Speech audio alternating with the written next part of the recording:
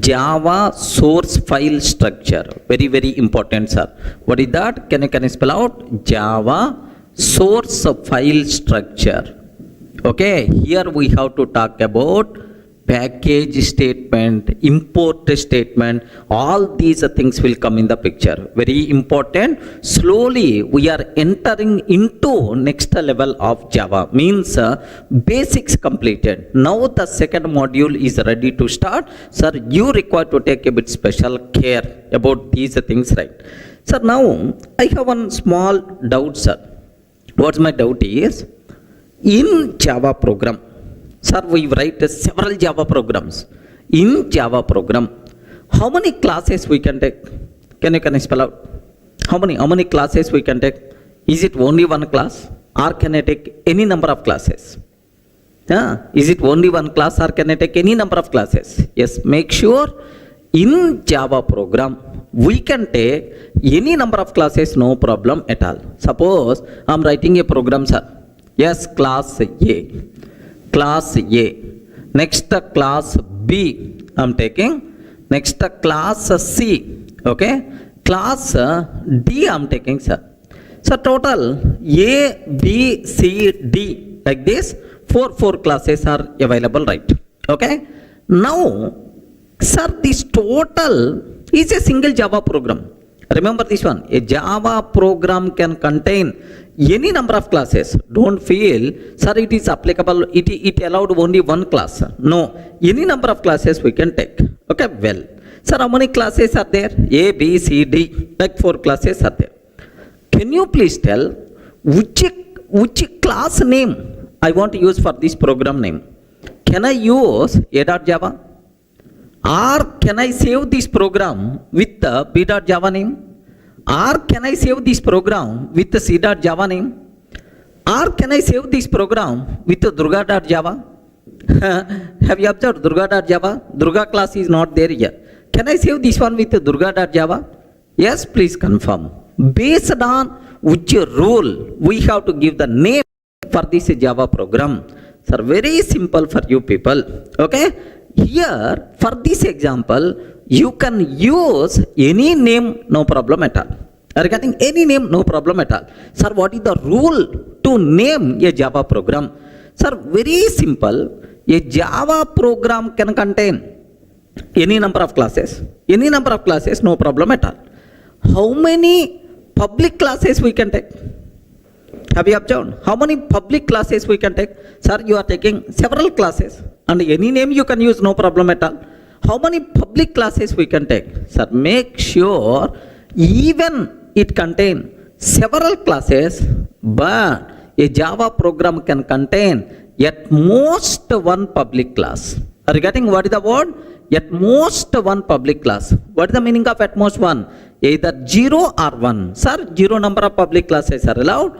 Or if you want to take one public class is allowed, at most one public class. By mistake, more than one public class if you declared in the same Java program, compiler will give left and right. Remember that syntactical mistake it is. Sir, how many public classes are allowed? Only one public class is allowed. More than one public class if you are trying to take, immediately compile time error by default you are going to get. I hope everyone can able to understand, right? Okay. Sir, now if I can take, if there is no public class, assume if there is no public class, any name we can use for Java program. Any name you can use for Java program, no problem at all. But if there is a public class, assume that class B is the public, sir. Class B is the public. Compulsory, the name of the Java program should be B.Java only. Regarding compulsory, name of the Java program should be B.Java only. By mistake, if you are using any other name, immediately compile time error we are going to get. Remember that. Sir, let me repeat again so that you people can feel more comfortable, right? Sir, here observe, a Java program can contain any number of classes, but at most one class can be declared the public. If there is no public class, if there is no public class, any name you can use, no problem at all. But if there is a public class, compulsory name of the public class, name of the program must be same. If a class be the public, the name of the program should be b.java only. Is it clear for all of you, right? Sir, now let me show a small example so that you people can aware much clearly, right? Observe carefully, sir. Here I am taking, here I want to take a separate Java code. Here observe that, sir. I'm taking class A, okay, class A. Next, and after that class B. Next, class C I'm taking. Next, class D I'm taking, sir. Have you observed? Class A, class B, class C, class D. Sir, how many classes are available? Can you please tell how many classes are there? 4 classes are available. Which name I can use for this program? Because there is no public class. We can use any name for Java program, no problem at all. Any name you can use, no restrictions, right? That's why I want to save this name, this file as durga.java. Acceptable or not? Why not? Happily you can take. Here just observe. I want to save, sir, I want to save this program. Yes, I want to save this program. Yes, here observe that durga.java I'm taking, sir. Durga.java, like this I'm taking. Have you observed? Sir, now which name I used?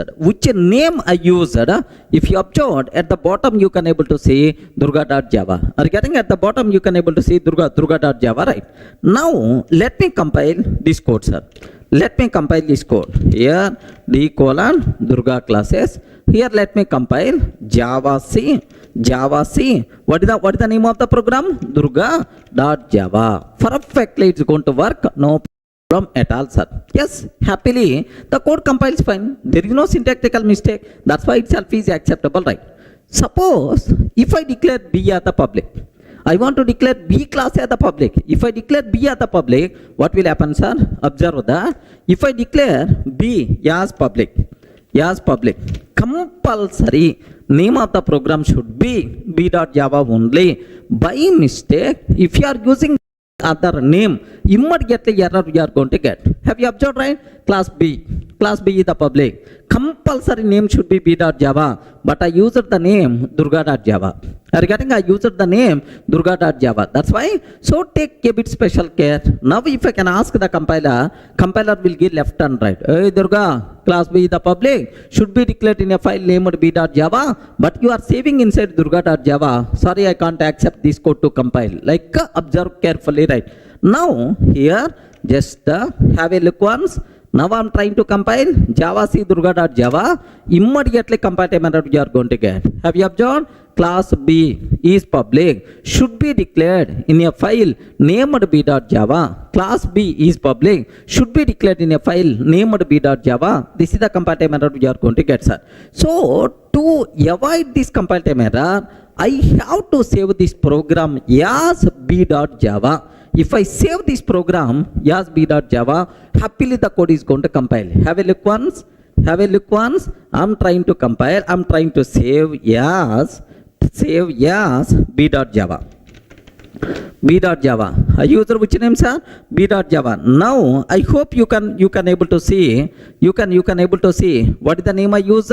b.java. Are you getting? Now let me compile this code b.java. Let me compile this code b.java. Java C b.java. Happily the code compiles fine. There is no problem at all.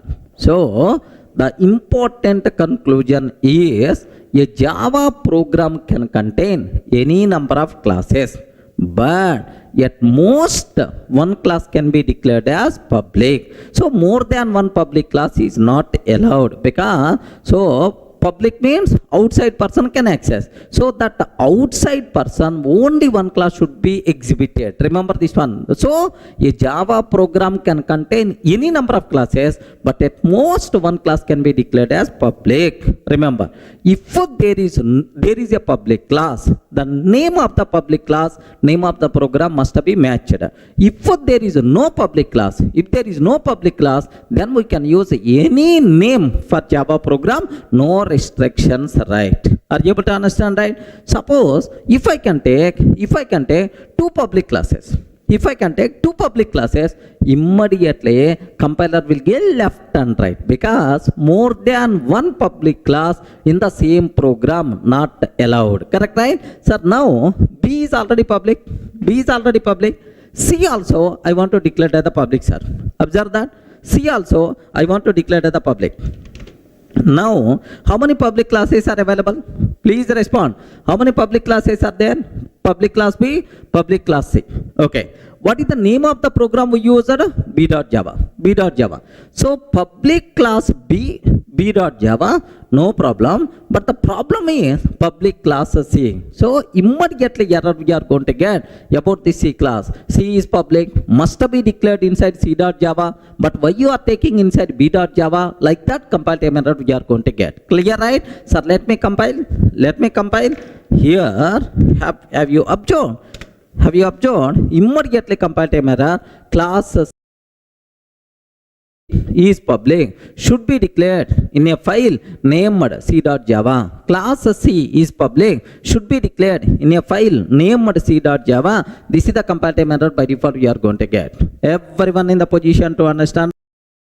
So, a Java program can contain any number of classes, but at most one class declared as the public. If there is a public class, name of the public class, name of the program must be matched. If there is no public class, you can use any name for Java program, no restrictions, right? Are you getting? So, is it possible to declare more than one public class in the same program? No. By mistake, if you are trying to declare, immediately error by default you are going to get. Clear for all of you, right? Sir, next, whenever I asked this question, which name I want to use for this program, whenever I ask this question, most of the people are going to feel, sir, the class which contain main method, that class name we have to use, sir, for the file name. So, the class which contain main method and the name of the program, there is no relation at all. So then, which two things are related? Public class name and the name of the program. These two are related, but the class which contain main method and the name of the program, there is no relation at all. Even for that also, I want to clarify a small point right here. Listen carefully, sir. Okay, well. Now, here just observe that. I want to take a small another program, just a matter of 5 minutes. Take very special case, sir. I have one program is there, class A. Are you getting? I have one program, class A. Public static void main method string array args. Now system.out.println A class main. This is which class, right? A class main method. Now class B public static void main method string array args. I'm taking public static void main. Now system.out.println B class main. Are you getting? B class main? Okay. So this is A class main, B class main. Now class C I'm taking. Public static void main string array args. Now system.out.println C class main. Like this I'm taking, sir. So how many classes are there? 3. A class contain A class main method, B class main method, C class main method. One more class I'm taking, class D, sir. Now observe. total, how many classes are there? 4 classes are there. Now can you please tell, this total is a single program only. Assume single program only. Can you please guide which name I have to use for this program? Yes, friends. Think a bit very carefully and then tell the answer. Which name I have to use for this program? Either A.Java or B.Java or C.Java, D.Java or any name. Why you are thinking? Any name. Can I use any name? Yes. Yes, you can use any name. No problem at all. What is the reason for that? Yes, there is no public class. If there is no public class, any name you can use. Now, I want to use name of the program as Durga.java. Perfectly acceptable. Are you getting? I'm taking Durga.java, perfectly acceptable, right? Because there is no public class. Are you getting? So the class which contain main method, name of the program, no relation at all. Remember this one. So any name you can use because there is no public class. Okay, well, now I want to compile. Then immediately you ask, sir, a program contain these many classes. Every class contains main method. If I run this program, which main method has to execute? That thing you should have clear clarity. Here, I want to compile this code. Observe, Java C, Durga.java. Java C, Durga.java. Can you please confirm how many dot class files will be generated? If I compile this code, how many dot class files will be generated? Very simple. In this, how many classes are there? A, B, C, D. Total how many classes are? 4 classes. A, B, C, D. Like 4 classes are available, right? Now, the important conclusion, the important point is, whenever we are compiling a Java program, for every class present in that program, a separate dot class file will be generated. Remember, for every class present in that program, a separate dot class file will be generated. That's why. So how many classes will be generated? A dot class, B dot class, C dot class, D dot class. Very unfortunate, Durga dot class file is not going to be generated because there is no Durga dot class. Clear, right? Now, here observe A dot class, B dot class, C dot class, and then D dot class. So total, how many classes are going to be generated? A dot class, B dot class, C dot class, D dot class. 4 classes are going to be generated. Okay.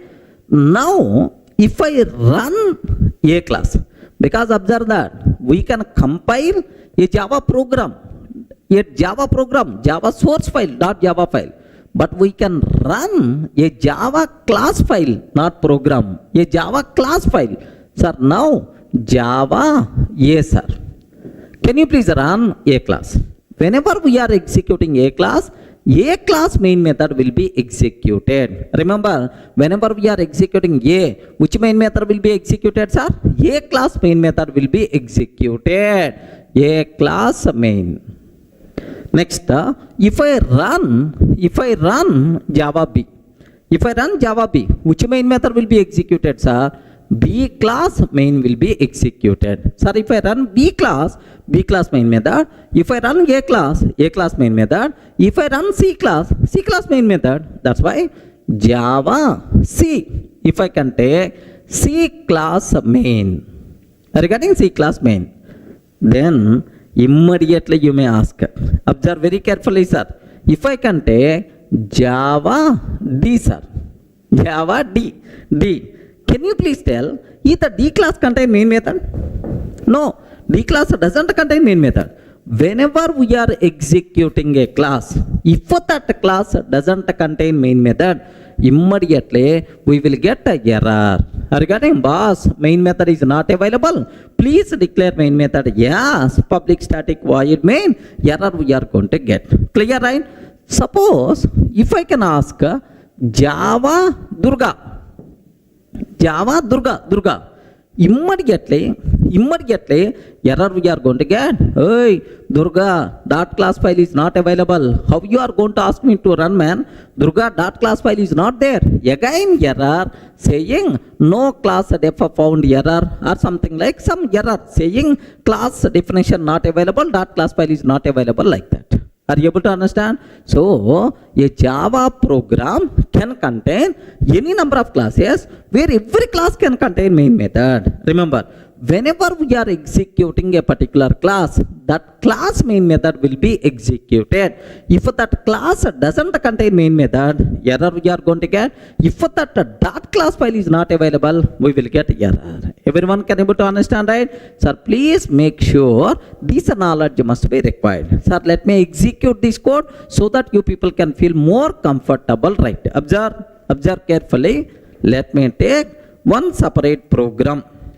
Okay, here I am taking separate file. I am taking, sir, class A. What is this one? A class main method. Like this I am taking, sir, class A class main method. Now B class main, next C class main, and then class D. Like this I am taking, sir. Let me change the names. Class A, next class B. This is the B class main method. Next class C, sir, C class main method. Like this, I'm trying to change the names. A class, B class, C class, D class, all. Sir, can you please tell how many classes are available? A class, B class, C class, D class. Can you please tell which name I have to give? Any name you can use, because there is no public class. That's why here what I'm trying to take, let me save this code. Yes, Durga.java. Are you getting? I want to save inside D colon Durga classes. Inside D colon Durga classes, I want to save this code. Yes, Durga.java. Okay, like I'm taking, sir, Durga.java. Now I want to compile this code. Java C Durga.java. If I compile this code, how many dot class files will be generated? For every class, a separate dot class file will be generated. A dot class, B dot class, C dot class, D dot class. Okay, so now let me compile this code. Java C Durga.java. How many? 4 dot class file. If I execute Java A class main method, right? Okay, now observe A class main method. If I execute Java B class main method. If I execute Java C class main method. If I execute Java D, can you please observe? D class doesn't contain main method. Are you getting? D class doesn't contain main method. Immediately error we are going to get. Observe carefully, right? Sir, Java D error, main method not found. Main method not found in class D. Please define the public static void main. Like that we are going to get the error, right? Okay. Now my target is Java Durga I'm taking. Sir, Durga dot class file is not there because there is no class named with Durga. Durga dot class file is not there. What will happen, sir? Error, could not find or load the main class of Durga. Are you getting? Here main method is not available, but here dot class file is not available. Like this it's going to tell. Okay, please make sure you people should have clear clarity up to this. Sir, let me repeat, matter of 1 or 2 minutes.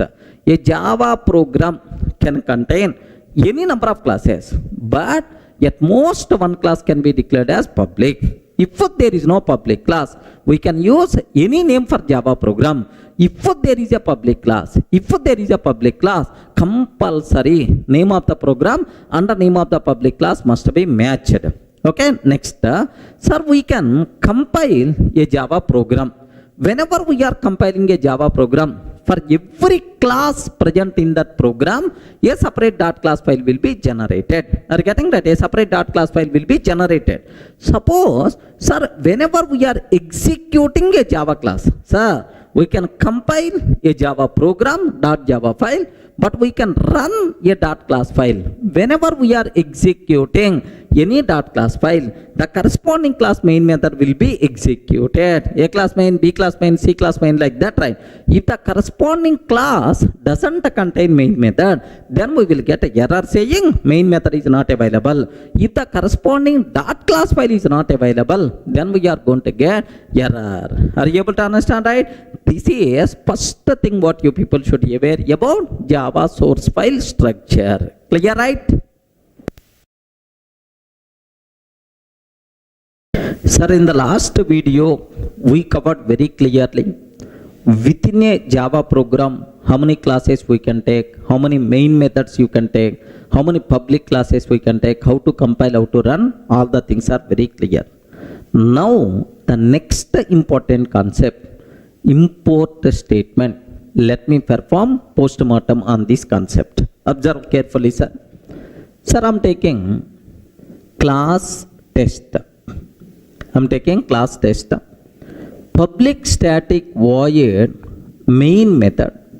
Public static void main method. String array args. Public static void means string array args. Here, array list L is equal to new array list. Array list L is equal to new array list. Like this I'm taking, sir. Sir, if I'm trying to compile this code, if I'm trying to compile this code, sir, what I'm doing? I'm taking a class test. Within that main method, inside main method, I'm creating an object for array list class. Array list is a class which is present inside java.util package. You know, collections. Array list. I'm creating a array list object. Now the point is, can you please confirm if I will compile this code, is it going to compile or not? Respond.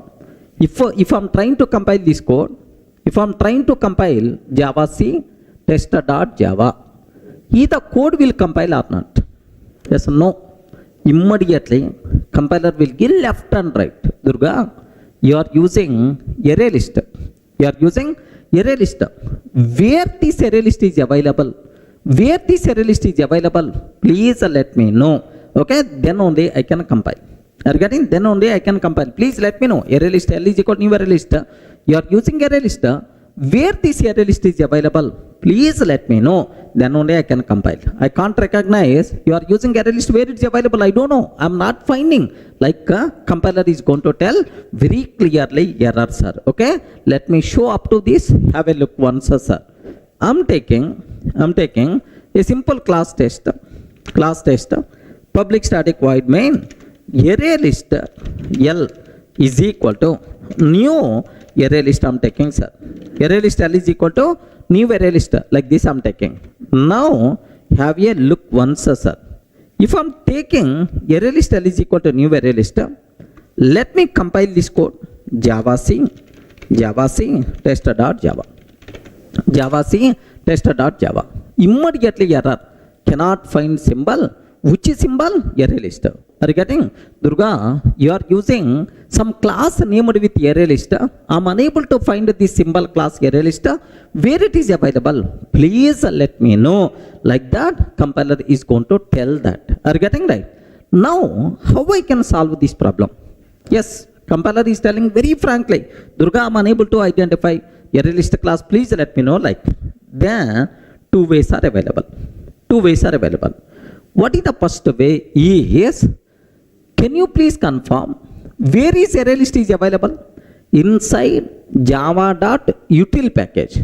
If I use a fully qualified name instead of this line, instead of array list, java.util.array list. Java.util.array list L is equal to new java.util.array list. Java.util.array list L is equal to new java.util.array list. If I use this one, then the code is going to compile. Now I'm conveyed to the compiler, hey, I'm using array list.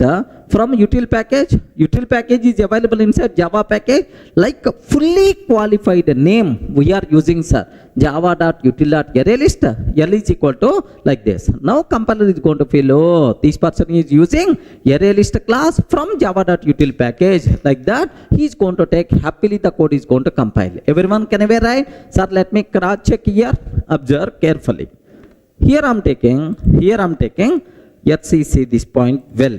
Okay, instead of ArrayList, Java.util.ArrayList is equal to new Java.util.ArrayList. Sir, this type of name is called fully qualified name. Regarding what is this name, sir? Can you spell out? Fully qualified name. If I use fully qualified name, happily the code is going to compile. There is no problem at all. Now observe this one, sir.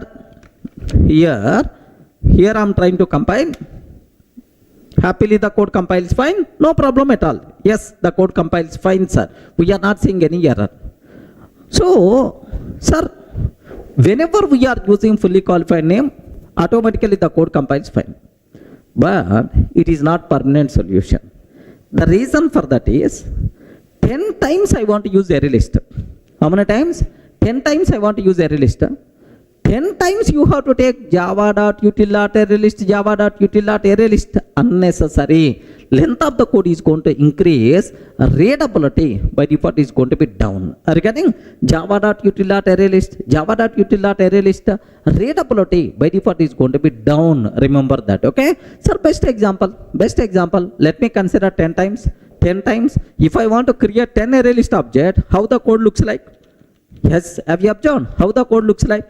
Java.util.ArrayList, something like it is the design kind of thing. Regarding something like it, the design kind of thing, which is never be recommended. Readability is going to be down. Length of the code is going to be increases. Regarding, so for that, some shortcut I want. So I have to convey to the compiler. Array compiler, whenever I am using ArrayList, can you please consider from Java.util package? Can you please consider from Java.util package? I have to convey. What is the way for that is import statement. Regarding what is the way, sir? Import statement. Now observe carefully, sir. Sir, now whenever we are using import Java.util.ArrayList. Import Java.util.ArrayList. Anyway, full form, sir. Import Java.util.ArrayList. Whenever we are importing this, then we can use short names directly. Regarding, we can use what? Short names directly. So, the biggest advantage of import statement is we are not required to use fully qualified name. Length of the code is going to be reduced. Readability by default will be improved. Everyone can aware, sir. Length of the code will be reduced. Readability by default is going to be improved. That is the biggest advantage of import statement. Everyone in a position to understand clearly, right? Are you able to understand, right? So how many times we are going to use import statement? Only once. So, but every time, how many times I can use short name? Any number of times you can use short names. Length of the code will be reduced. Readability by default will be improved. Import statement acts as best typing shortcut. Remember, sir, let me show this one. Have a look once, sir. Now, I don't want to use fully qualified name. Observe, I'm taking ArrayList L is equal to new ArrayList. That's all. I'm taking ArrayList L is equal to new ArrayList. Can you please confirm? Is it going to compile? You respond. Is it going to compile? No. It won't compile. What the reason? You didn't use fully qualified name. You didn't write import statement. That's why the code is not going to compile. Now observe that. Let me compile this code. Immediately error, cannot find symbol like this, right? Sir, we solved this problem by using fully qualified name. But now I don't want to use fully qualified name. Let me use import statement. Import java.util.ArrayList. Import java.util.ArrayList. Sir, whenever we are writing import statement, Now you can use a short names directly. We are not required to use fully qualified name. Are you getting? Whenever we are using import statement, we can use a short names directly. We are not required to use fully qualified names. Clear for all of you, right? Okay, that's all. Sir, now observe very carefully about this one. Okay, happily the code compiles fine. Yes, there is no problem at all. Happily the code runs up fine also. Itself is acceptable. Clear, right? So what is the need? What is the purpose of import statement? Clear? If you want to use a short names directly, compulsory at the top import statement must be required. Import statement whenever we are using, we are not required to use fully qualified name. Clear? Are you able to understand? Import statement acts as best typing shortcut. Now, I hope you people are getting some clarity about import statement. What is the advantage of import statement? How to write import statement? Okay. So now there are two types of import statements are there.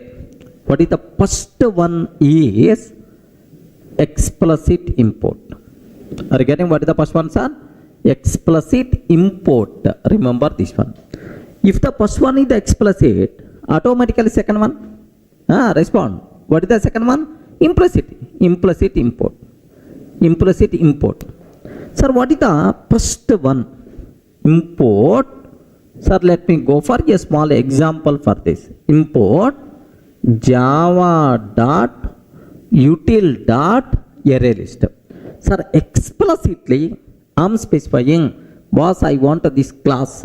Are you getting? I want this class java.util.arraylist. Directly we are specifying, right? But implicit means import java.util.star. Are you getting? Import java.util.star like this, right?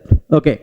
Now the point is all classes present inside java.util package. Can you please make it available? Can you please make it available? Such a type of import is called implicit import. Next, I want a particular A class only, ArrayList class only. Such a type of import is called explicit import. Are you getting? Now I have one bigger doubt, sir. Which import statement is recommended to use? Either explicit import or implicit import. Remember this one. Just for the sake of exam, for exam point of view, it's not required. For your day-to-day coding, compulsory you people should aware on good programming practice.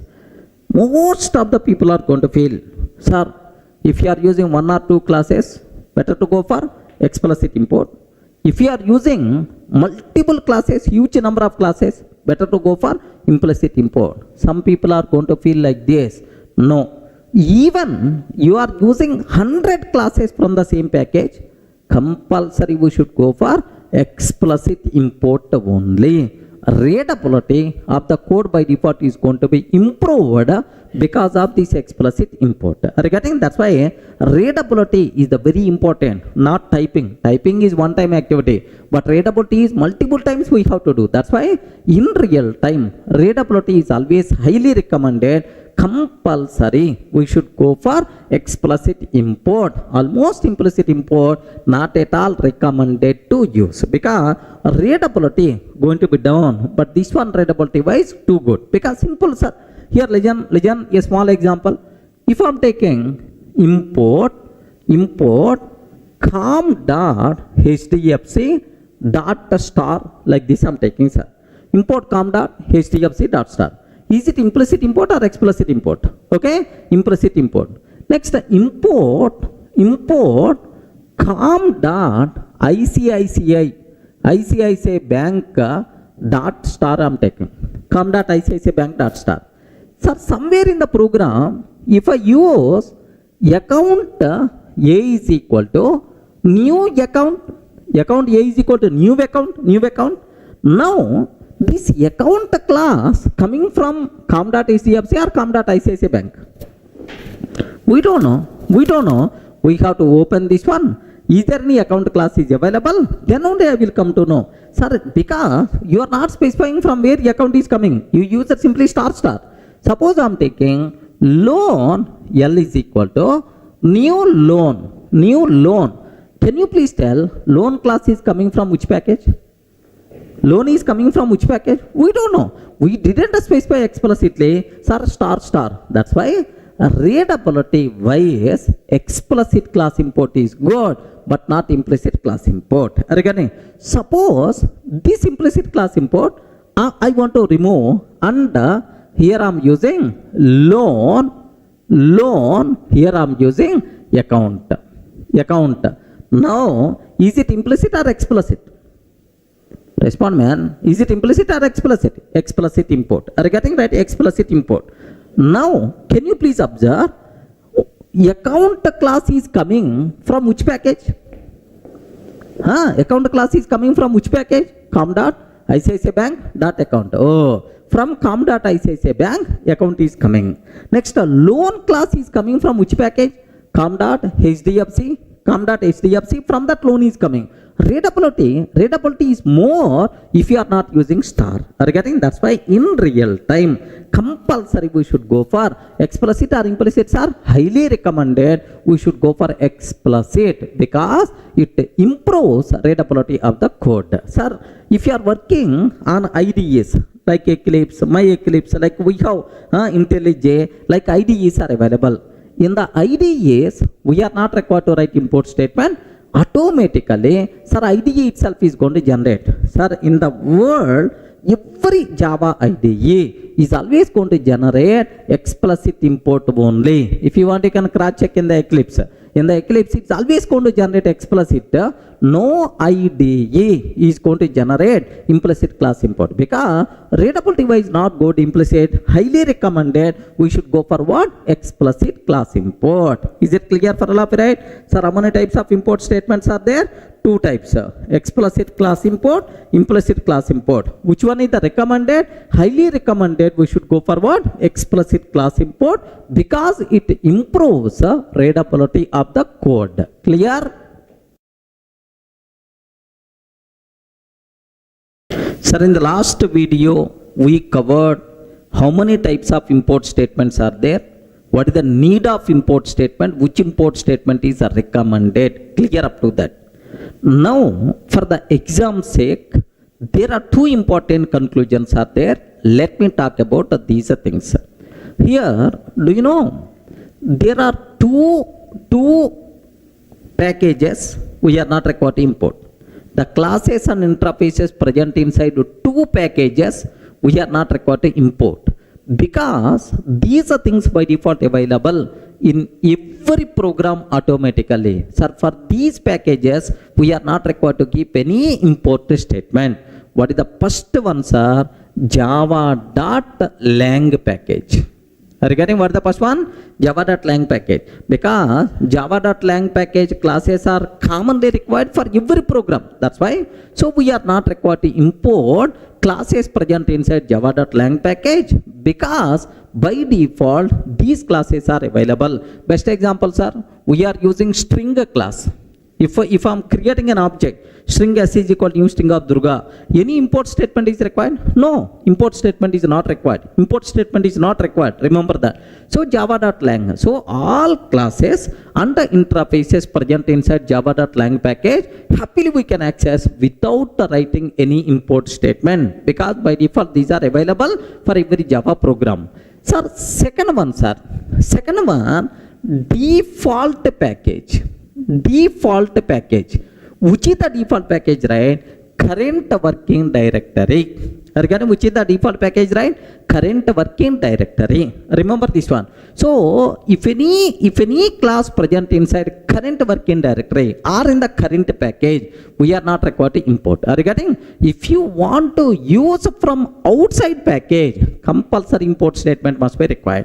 If we are using the classes present in the same directory or same package, import statement is not required. Sir, if you are using from outside package, import statement is required. Remember that. So these two packages import is not required. Are you able to understand, right? Let me show a small example for this. Here observe, I'm taking a class test.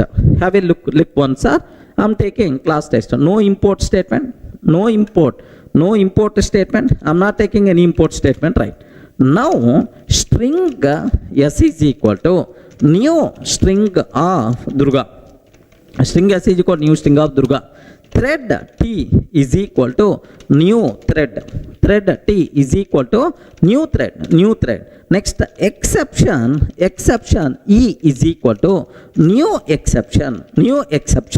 Next string buffer sb is equal to new string buffer. Like this I'm taking, sir. Have you observed? These many classes I'm using. One is string object I'm creating. Second one is thread object I'm creating. Exception object I'm creating. String buffer object I'm creating. But I didn't write any import statement. Are you able to understand? Sir, can you please tell either code is going to compile or not? Array, respond, man. Either code is going to compile or not? Yes, perfectly the code is going to compile. No problem at all. What is the reason? What is the reason for that is, yes, can you spell out what the reason? Because all these classes present inside java.lang package. Because the class is present inside java.lang package, we are not required to keep any import statement. Automatically available for every Java program. Clear, right? Have a look once, sir. Observe carefully. Here, have a look once. The code compiles fine. The code runs fine. No problem. Happily the code compiles and runs fine. So the class is present inside. Java.lang package. We are not required to import because all classes and interfaces present inside Java.lang package by default available for our program. One important conclusion. Second one, sir. Assume I took a test class. I'm taking test class inside d:\Durga classes folder. Do you know inside d:\Durga classes I took a test class, test.java file, of course a test class, right? If any other class present inside same folder means current working directory. If any other class present inside same folder, to access this class, import statement is not required. I told, right? All classes present inside current working directory automatically by default available for our program. We are not required to import. Sir, let me test this condition also. Observe carefully. Here, I'm taking another program. I want to take another program. Sir, here class student. Like this I'm taking, sir. Class student like this I'm taking, and one method also, public static void m1 method I'm taking, sir. Here student class static method like this, just the student class static method like this I'm taking, sir. Student class static method like I'm taking. Sir, where have you observed, right? It is the class student. Student class contains static method m1. Where I want to save this program is where test.java is available in the same location, d:\Durga classes. Let me save this code. Here. Let me save. Can you please observe my location, sir? Inside same location, d:\Durga classes. Here I'm taking student.java I'm taking, sir. Inside d:\Durga classes, student.java, I'm taking like this. Now, sir, where test.java is available? In the same location only. Have you observed? Test.java is available in the same location only. Now, inside test.java, let me create student object. Student s is equal to new student. Next, s dot m1 static method you can call by using object reference also, no problem at all, or otherwise class name like this, right? Now I have one bigger doubt. I'm creating student object, I'm calling student class m1. Can you please tell any import statement is required? Please respond. Any import statement is required? No, import statement is not required because student class is available in the same location where test class is available. That's why all classes present inside current working directory by default available to our program. We are not required to keep any import statement. Clear, right? Observe carefully. Here, what I'm trying to take, let me compile this code, sir. Happily the code compiles fine. Here, 1 minute. The problem here is, have you observed? It is not import. variable s is already defined in. So s is already I used here, but I'm using second time. Let me take s1. Now happily the code compiles fine, no problem at all. Happily the code runs fine, no issue at all. Student class static method like this. So the important conclusion you people should aware regarding all classes present inside current package, current working directory by default available for our program. We are not required to keep any import statement. All classes and interfaces present inside java.lang package by default available for every Java program. For lang package, import statement is not required. Clear?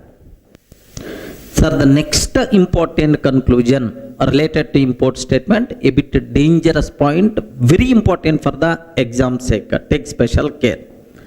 Sir, I have pattern class is available. This pattern class present inside java.util.regex package. Regarding what is the package? java.util.regex. In that pattern class is available. Observe that. So regex is the sub package present inside util. Util is the sub package present inside Java. This regex came in the 1.4 version of Java, sir. Remember. Now my important conclusion is I want to use this pattern class in our program. But how to use that while discussing regular expressions you may learn, but currently not required. How to use? Just observe. I'm taking class test. Public static void main method, string array args. Public static void means string array args. Let me create pattern object. Pattern p is equal to pattern dot compile of ab, pattern dot compile of ab, like this I'm taking, sir.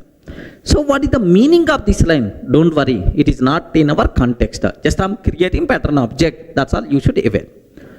To use a pattern class in our program, I'm using pattern class in our program. Which import statement is required? Regarding to compile this code, which import statement is required? Option 1. Where this pattern is available? Please respond. Where this pattern is available? Java, util, regex, in that it is available, right? Now, here I am taking import java.star. Import java.star. Second option, import java.util.star. Import java.util.star. Third option, import java.util.regex.star. Sir, like these are the three import statements are there. Obviously, which import statement we have to take to compile this program successfully? Very, very important point. Please make sure. Anyone, can you please guess? Yes, friends. Anyone, can you please guess? Remember that. Very important conclusion. Very important conclusion. You people should have clear clarity. What the point is? Whenever we are importing a package, sir, import java.star. Import java.star. Whenever we are importing a package, all classes and interfaces present in that package by default available, but not the sub package classes. Are you getting? All classes and interfaces present inside Java by default available, but not util, but not regex. Remember. So very important point related to import statement. Whenever we are importing a package, all classes and interfaces present in that package by default available, but not the sub package classes. Okay? If you want to use any class present inside sub package, compulsory we have to write import statement until sub package level. Are you getting? So where pattern is available? Java.util.regex. to use pattern, compulsory we require to use import statement. Import java.util.regex.star. That's why which import statement is the valid to compile this program is this import statement, sir. Please make sure you should have clear clarity about this terminology. Are you in the position to understand, right? Sir, let me repeat again. Whenever we are importing a package, all classes and interfaces present in that package by default available, but not a sub package classes. If you want to use a sub package class, compulsory import statement must be required until sub package level. Clear? Sir, let me execute this code so that you people may get some idea. Have a look once, sir. I'm taking a small program. I want to take a small program. Here just have a look once. I'm taking a simple program, sir. Public class test, public static void main, pattern p is equal pattern.compile of ab. Don't worry about this line. Syntactically, this line is valid in the regular expressions. We will discuss in detail, right? Now the point here is, if I'm trying to compile, is the code is going to compile or not? No, because we didn't use any import statement. Clear, right? Okay, well, have a look once. Observe that. If I'm trying to use Java C, test.java. Yes, immediately it's going to tell cannot find symbol, class pattern. Are you getting cannot find symbol, class pattern? Like that, immediately we are getting compile time error, right? Now, I want to solve this problem. What I want to do is import java.star. Import java.star I'm taking. Can you please confirm, is it valid or invalid? Hey, please respond. Is it valid or invalid? Invalid, because pattern is not available inside Java package. Pattern is available inside java.util.regex package. That's why this one is invalid, right? Okay, have a look. Even you are taking, immediately error we are going to get. Observe that. Observe, same error we are getting, because in the util it is not there. Suppose in the Java it is not there. Suppose if I can take java.util.star. Can you please confirm? Import java.util.star. Is it going to accept or not? Please respond. Is it going to be accepted or not? Yes. If I can take like this, the code is not going to compile, because pattern is not available in the util. Pattern is available inside regex package. Are you getting? Pattern is available inside regex package. That's why it is not going to accept. Now, have a look once. Observe carefully. Yes. Here immediately error we are going to get. Now, sir, java.util regex.star I'm taking. Java.util regex.star I'm taking, sir. If I can take like this, happily the code compiles fine. There is no problem at all. So, let me repeat the important conclusion again, because most important, minimum 1 or 2 questions you can expect in the original exam, sir. Whenever we are importing a Java package, all classes present inside that package available, but not the sub package classes. If you want to use sub package level classes and interfaces, compulsory we have to write import statement until sub package level. Clear?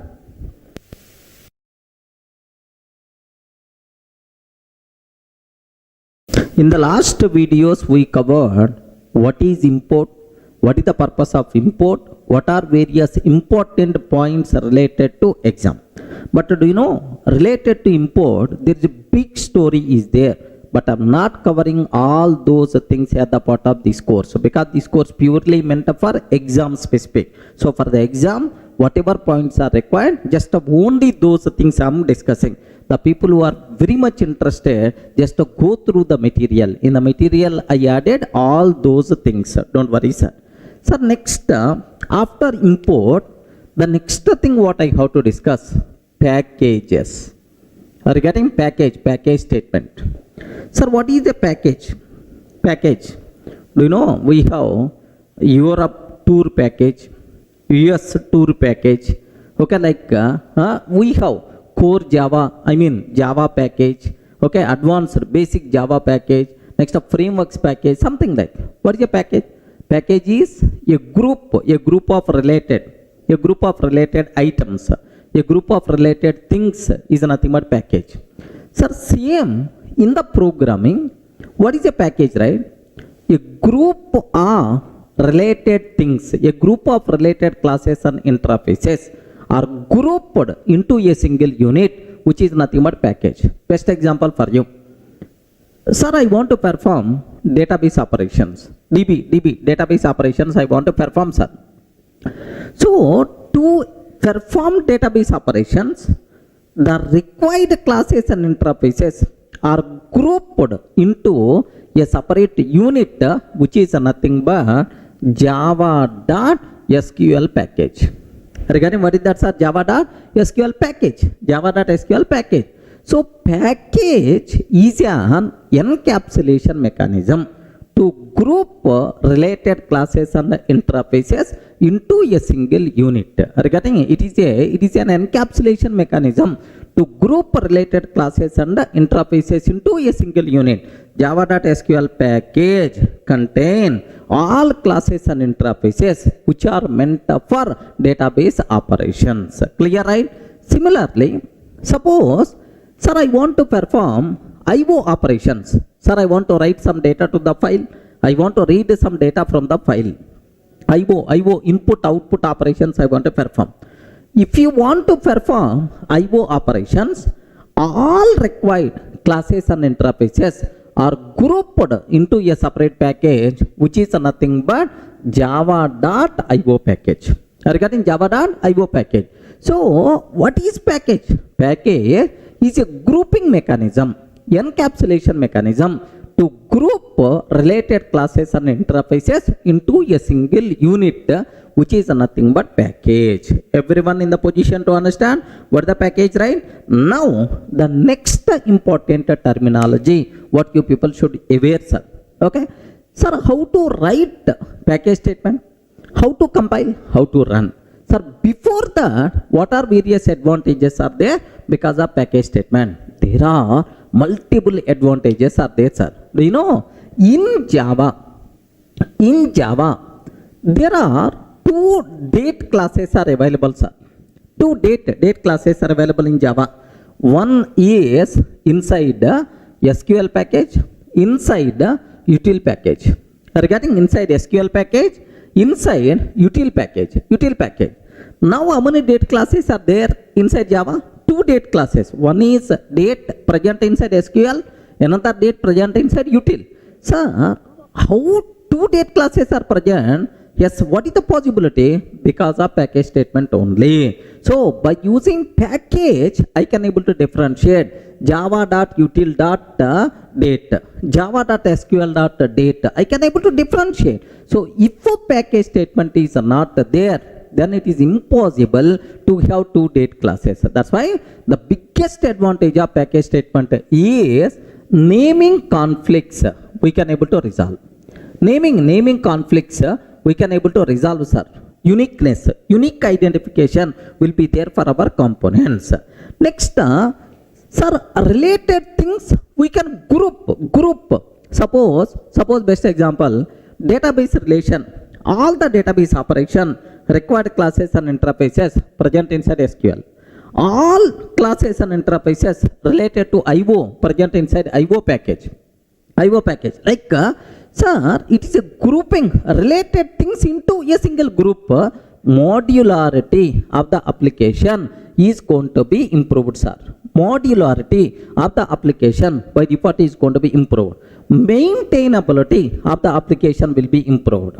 Regarding maintainability of the application will be improved, sir. Even sometime we can get security also. We can get security also because of package statement. How, sir? Very simple. Suppose assume it is the pack 1. Assume it is the pack 1, sir. Pack 1. Now I have class test is there. Class test is there, sir. Sir, this class test is not public. Assume it's not public. If it is not public, outside person can't access. So default means within the package only. So this package acts as a wall so that outside person can't access our components. Are getting package itself is going to provide security also for our components. Everyone can aware, sir, there are lot of advantages are there because of package statement. Sir, compulsory recommended to use packages in the real time. Sir, best example, we have several classes are there like a string class, a string buffer, system class like. Can you please tell, I have string class is there. String class present inside which package? Java.lang package. String buffer is there present inside Java.lang. Array list is there present inside Java.util package. File reader is there present in Java.io package. Regarding present in Java.io package. Like, sir, do you know every class in Java, almost around 5,000 plus classes are there. All those things part of some package, man. Okay, it is mandatory. It's a part of some package. That's why while defining our classes also highly recommended to make yata part of package. If you are not writing package statement, clear indication that this person is not coming from the real time. He is coming from, he is just a learner. Like, so the person who is seeing your code definitely is going to feel that. So in real time, every class, every interface should be part of some package. Remember, package statement is good programming practice, compulsory we require to use. Almost it is mandatory, but not really mandatory, but highly recommended to use package statement. Clear, right? So what is package? What are various advantages are there? Can you please tell what is the package? Hurry, respond, man. What is the package? It is an encapsulation mechanism to group related classes and interfaces into a single unit. What advantages are there? We can resolve naming conflicts. Modularity of the application is going to be improved. Maintainability is going to be improved. Security by default is going to be improved, sir. Regarding, so these are various advantages are there because of package statement. Clear for you people? Any doubt? Okay. Sir, now I hope you people got what is package, what advantages, right? Now, how to write package statement, how to compile, how to run. Just observe carefully, sir. Here I am taking package. Sir, we can write package statement by using package keyword. Regarding package is a keyword in Java. Package, sir, com.durgasoft.ocja. Like this I am taking. com.durgasoft.ocja. Sir, there is a universally accepted naming convention for the packages.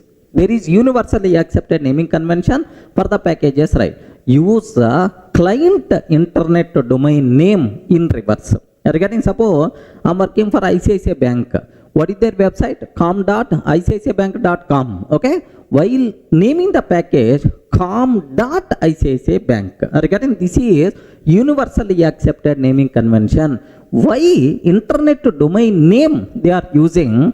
Because it is the unique in the nature. Regarding, what is the purpose of package? For unique identification for our components, right? So, which is the unique in the universe? Internet domain name is the unique in the universe. Then, use the internet domain name to name the packages. Then, obviously, uniqueness by default we are going to get. That's why, so what is universally accepted naming convention for the packages is use the internet domain name in reverse. Okay, well, this is the basic. Now, I am taking public class test. Now, public static void main method string array args. Public static void main string array args. Here, system.out.println package demo. Like this I am taking, sir. System.out.println package demo. Like this I am taking. That's all. This is about, sir, how to write package statement in our program. Now, how to compile? Usually, if you want to compile, Java C test.java. But now package statement is there. How to compile this one, sir? Take very, very special care. If you want to compile, sir, Java C test.java. Okay. Is it going to compile or not? Array, respond. Is it going to compile or not? Because package statement I used. Now I'm trying to compile Java C test.java. Is it going to compile or not? Okay. 100% pakka. The code is going to compile. Generated dot class file will be placed in the current working directory. Are you getting? Test.class file will be generated. Where it will be placed, sir? Inside current working directory. Remember that. But now my requirement is, tester.class file should be part of this package. If you are going to place in the current working directory, meaningless. Are you getting? That's why. So should be part of com.durgasoft.ocja. I want. Then what we have to take? Java C -D. -D. What is the meaning of -D, sir? Destination to place generated dot class files. Boss, I'm talking about destination to place generated dot class files. Dot -D dot tester dot java. Are you getting? -D dot tester dot java. This dot means which one? Can you please confirm? Dot means which one? Current working directory. Are you getting? Current working directory. So what is the difference between this line and this line, sir? What is the difference is -D dot text I'm taking in the current working directory. Can you please observe what is our package statement? Have a look once. com.durgasoft.ocja. In the current working directory, com within that Durgasoft, within that OCJA, in that tester.class file will be placed, sir. Are you getting? In that tester.class file will be placed. Sir, now tester.class file is a part of our package. Are you getting? com.durgasoft.ocja, in that tester.class file is there. Remember that. So if I'm not using -D dot option, where it will be placed, sir? Where it will be placed in the current working directory. Whenever we are using package statement, don't compile like this. Compulsory we require to compile -D dot tester dot java. Like this, happily the code is going to compile. This is the way, sir. Now here I have one small doubt. What the doubt is?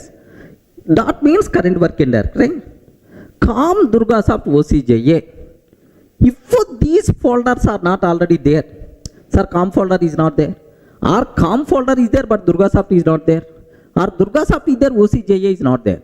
If these locations are not, folders are not already available, what will happen, sir?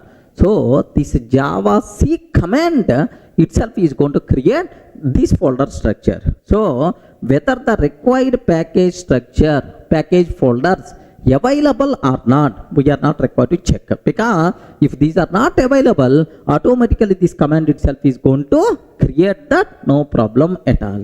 Everyone can able to understand? Next, that is one point, sir. Second point, instead of dot, can I take any other location? Yes, why not? E:colon you can take, e:colon you can take, any valid directory name you can take. Now instead of current working directory, inside E folder, e:colon, com will be created, Durgasoft will be there, OCJA will be created, in the tester.class file by default will be placed. So any valid destination you can able to specify, acceptable, no problem at all. Are you getting? So whenever we are using package statement, how to compile -D dot, this is the option we require to use. Of course, instead of dot you can take anything, sir, no problem at all. Clear, right? It's a very, very important. What is the difference between this one and this one? You should have clear clarity, right? Sir, let me take up to this so that you people can feel more comfortable. How to run, that part I will discuss. Have a look once up to this, up to compilation. I want to show for you, right? Here, sir, I'm taking package.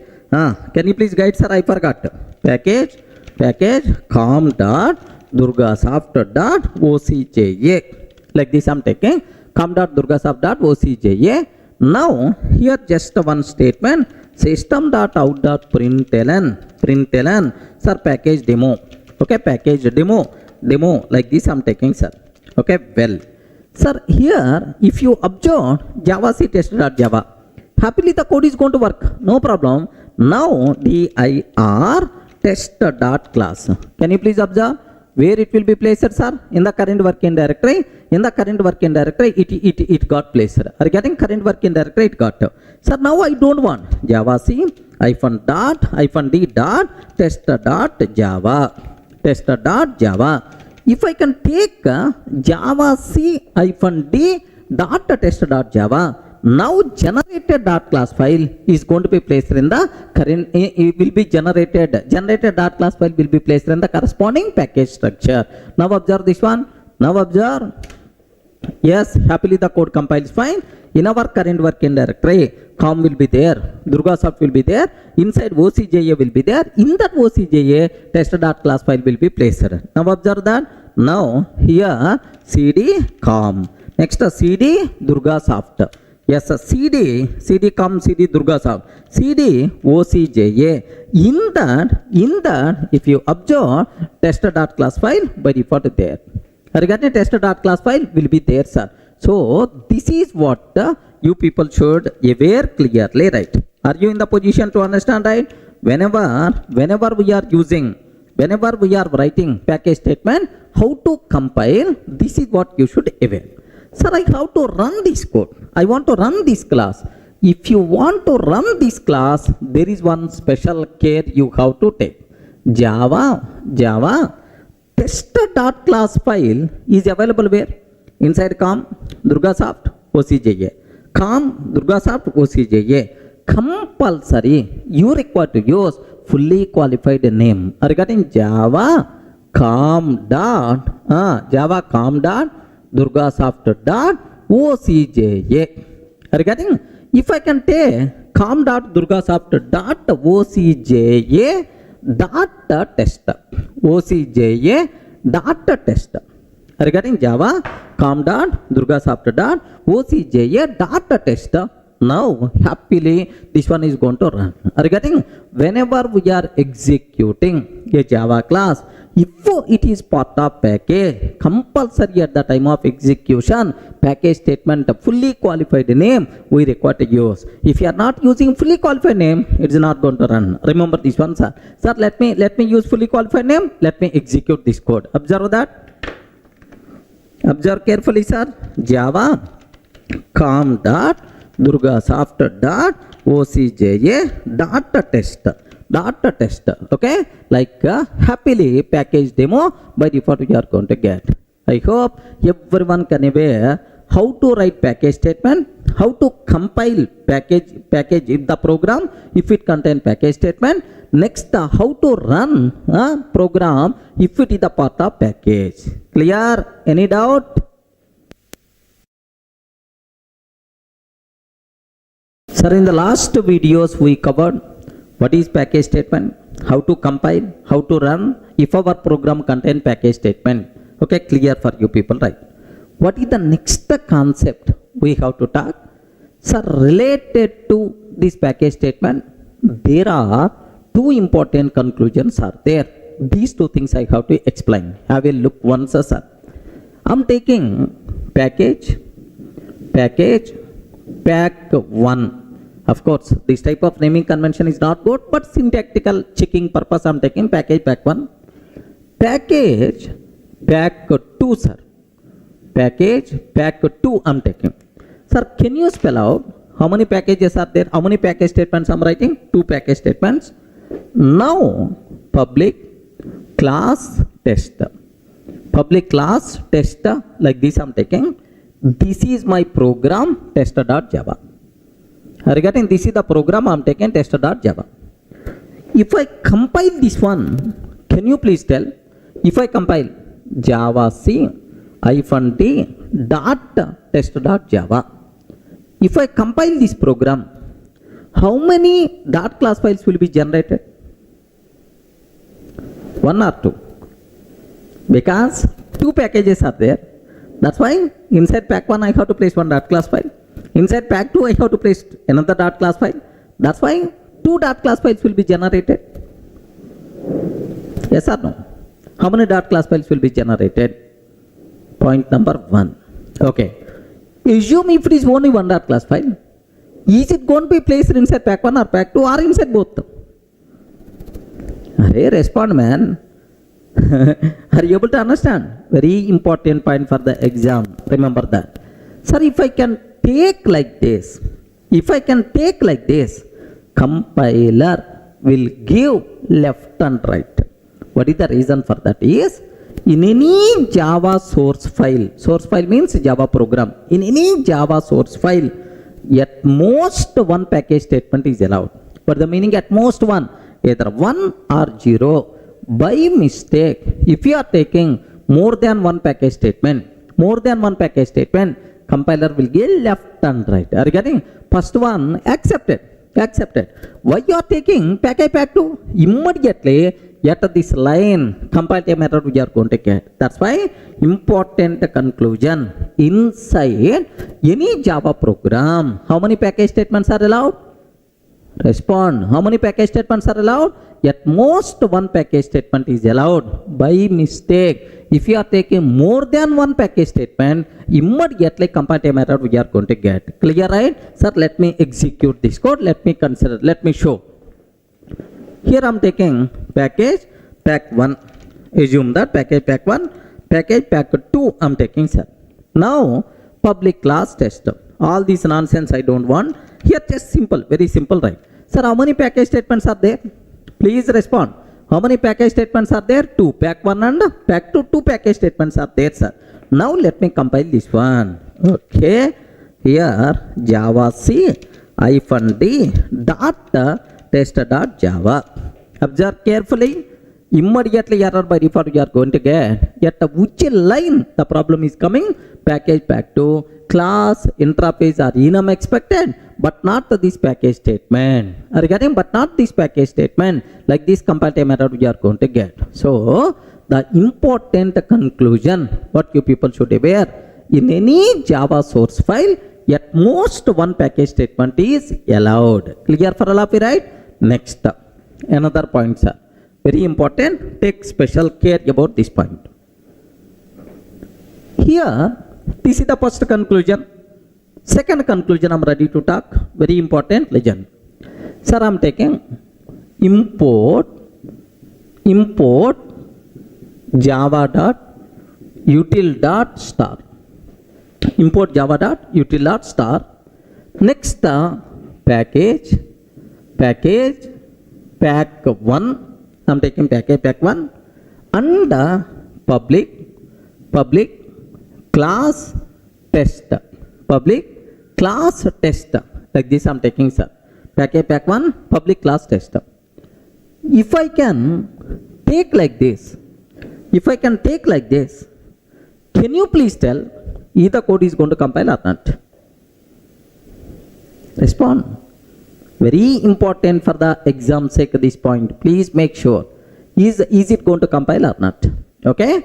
No chance at all. The reason for that is, in any Java program, the first non-comment statement should be package statement. Are you getting? But not import.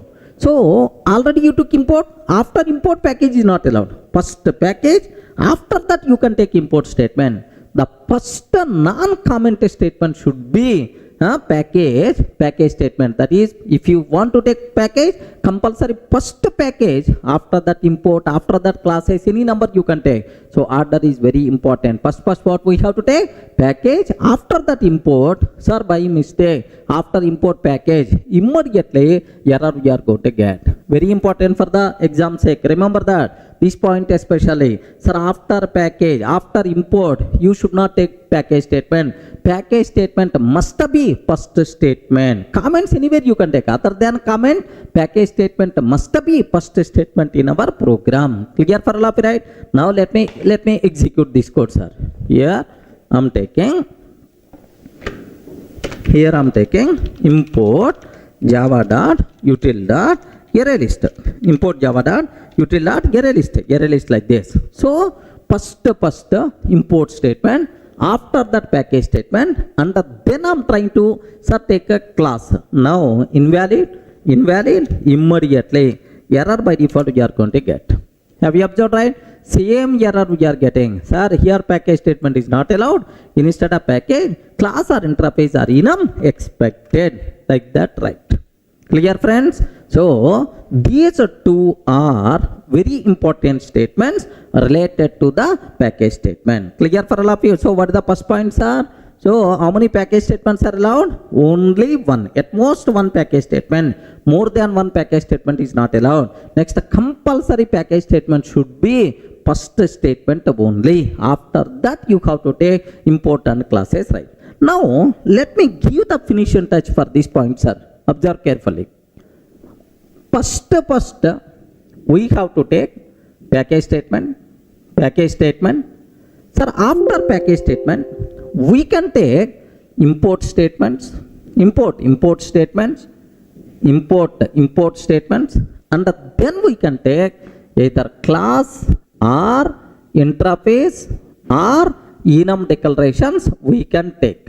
Okay, now this is, sir, first what? Package statement. Second one, import statement. Third one, either class or interface or enum. Okay, like you can able to take. Sir, please make sure this order is very, very important. Order is important. Remember. So first compulsory package, and then import, and then class or interface or enum. Next, how many package statements you can take? Hey, respond, man. How many package statements you can take? At most one, either one or zero. So how many? At most one.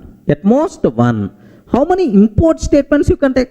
Any number acceptable. Either 0, 1 import, 2 import, 3 import, 10 import statements acceptable, right? Sir, how many class or interface or enum declarations are allowed? Any number, no problem at all. Any number. So restriction is applicable only for package statement. More than one package statement is not allowed. Second restriction, order is important. That's all. These are various important loopholes you people should be aware about the Java source file structure. If you feel comfortable, then some possible bits, some practice bits we are going to discuss. Clear up to this?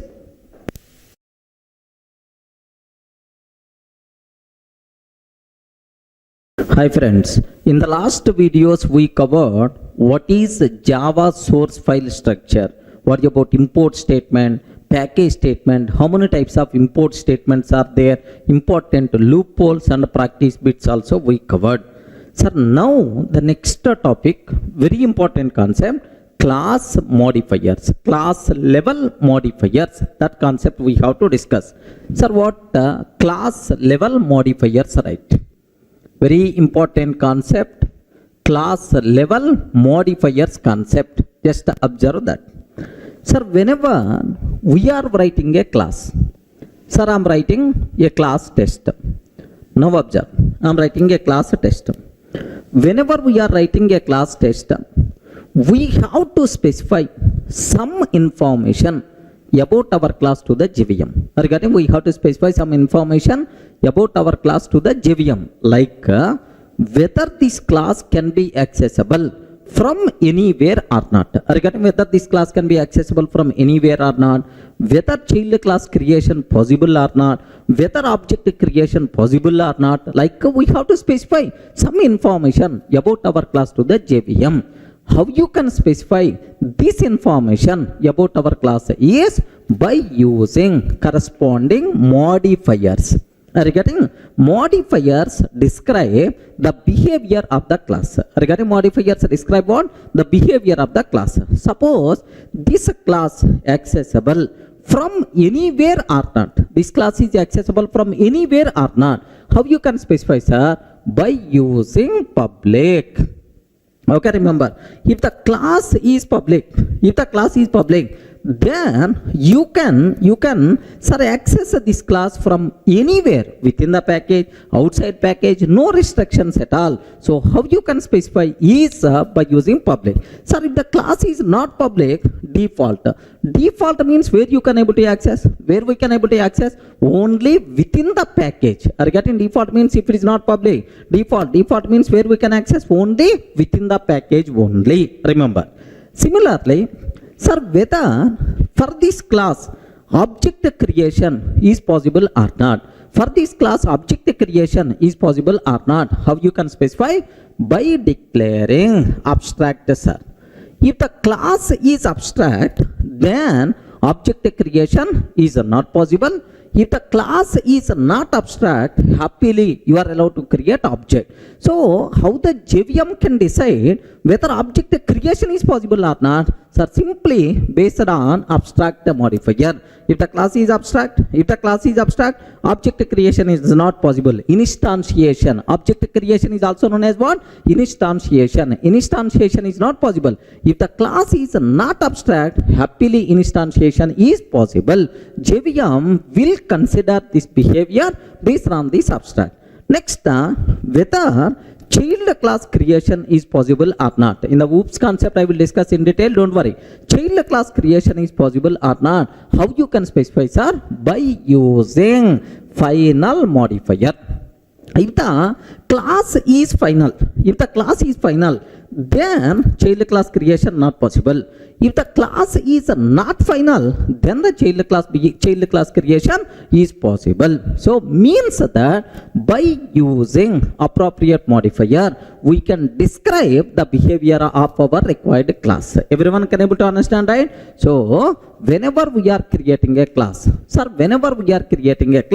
we have to specify information about our class to the JVM. How you can specify this information about our class to the JVM, sir? By using corresponding modifiers. Clear for all, right? So JVM, based on these modifiers, JVM is going to use these modifiers while using this class, while accessing this class. Clear, right? Okay, that's all.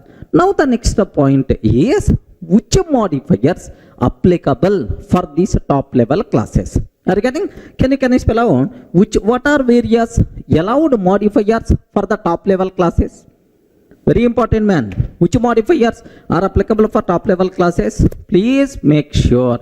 Okay, but for our OCJA exam, we are not required to be aware all the modifiers. Just the basic idea about the minimum modifiers itself is enough.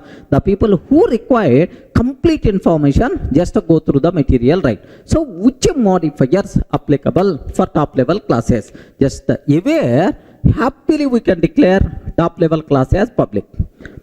Sir, we can declare top level class as default. Default means if we are not taking anything, it is the default. Public default. Sir, we can declare top level class as abstract. Next, we can declare top level class as final. We can declare top level class as strict FP. Remember, strict FP behavior, we are not required to worry. Sir, it's not required at all. Okay, sir, please make sure just a strict floating point. Okay, not in our exam scope, just aware.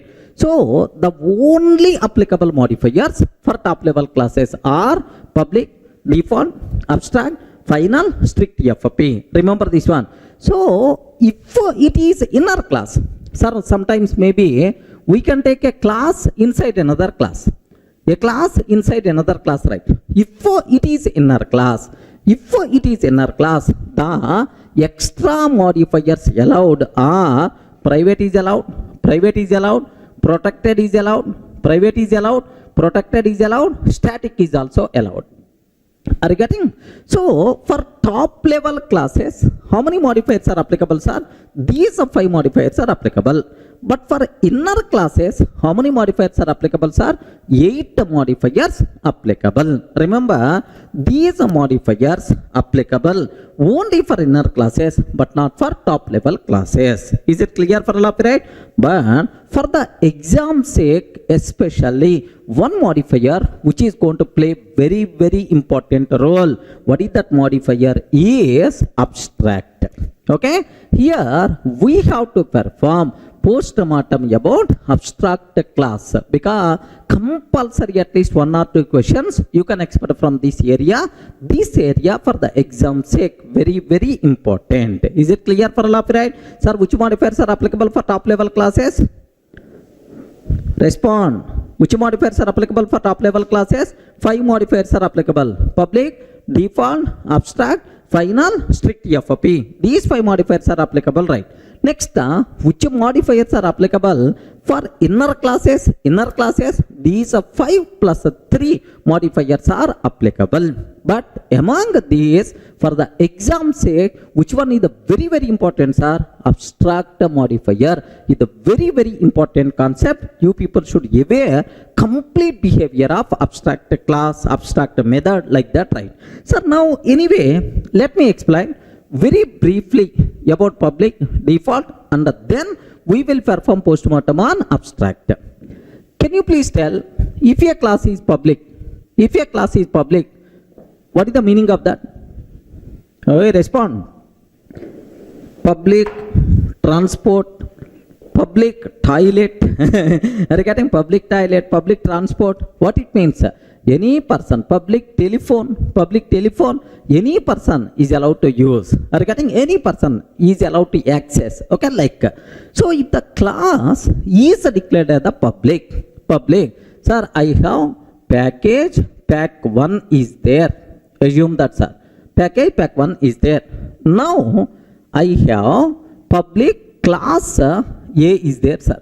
Public class A is there. Sir, if the class declared as public, we can access this class from anywhere, either within the package or outside package. Anywhere you can access, no restrictions at all. Now I'm taking, here just observe, package, pack 2, sir. Package, pack 2. Now, sir, public, class B. I'm taking public class B. Public static void main method I'm taking. String array args. Now, A is equal to new A. I'm taking, sir. A is equal to new A. Next, sir, if you want to access a class from outside package, import statement must be required. Import pack1 dot A. Now, can you please tell, is it valid or not? Perfectly valid. The reason is, class is what? Public. If a class declared the public, you can access that class from anywhere, no restrictions at all. Are you getting? Within the same package or outside package, anywhere you can access, no problem at all, right? Clear for all of you, right? Sir, if the class is not public, what will happen? That behavior we are going to discuss. Sir, now let me go for a small example. Let me execute this code. Observe carefully, sir. Here I'm taking just a small, here I'm trying to take package pack 1, public class A, sir. Public class A I'm taking. Sir, let me save this code. Let me save this code as a.java. Here D:(Durga classes. Inside D:(Durga classes, just I'm taking a.java. Sir, that's all. This is about my A class, which is the public, present inside pack 1. Now, let me take, sir, class B, sir. Class B. Sir, here it is the package pack 2. Observe that package pack 2, complete different package. Import pack1 dot A. Now I'm trying to create A is equal to new A, sir. Regarding A is equal to new A, I'm taking, sir. And sir, this class B, let me save this code as, here just observe that. Let me take this code as b.java. Okay, b.java, like. Can you please confirm? Is it valid or not? Please respond. Is it valid or not? Yes, what is the problem? This A present inside pack 1 is the public. Happily we are allowed to access from anywhere. No restrictions, right? Now, let me compile A.java and B.java. Here, let me go to D:(Durga classes javac-d dot A.java. Are you getting? javac-d dot A.java. Immediately compile. Of course, happily the code compiles fine, sir. Sir, javac-d dot B.java I'm taking. If I can take B.java, happily the code is going to compile, no problem at all. So, it's a very clear for you people. Sir, if the class declared the public, then you can access that class from anywhere within the same package or outside the package, no restrictions at all. Clear, right? Now, I have one small doubt, sir. My doubt is, if this class is not public, if this class is not public, sir, up to this, what is the meaning of public class? It's very clear for you people. What is the meaning of public class, right?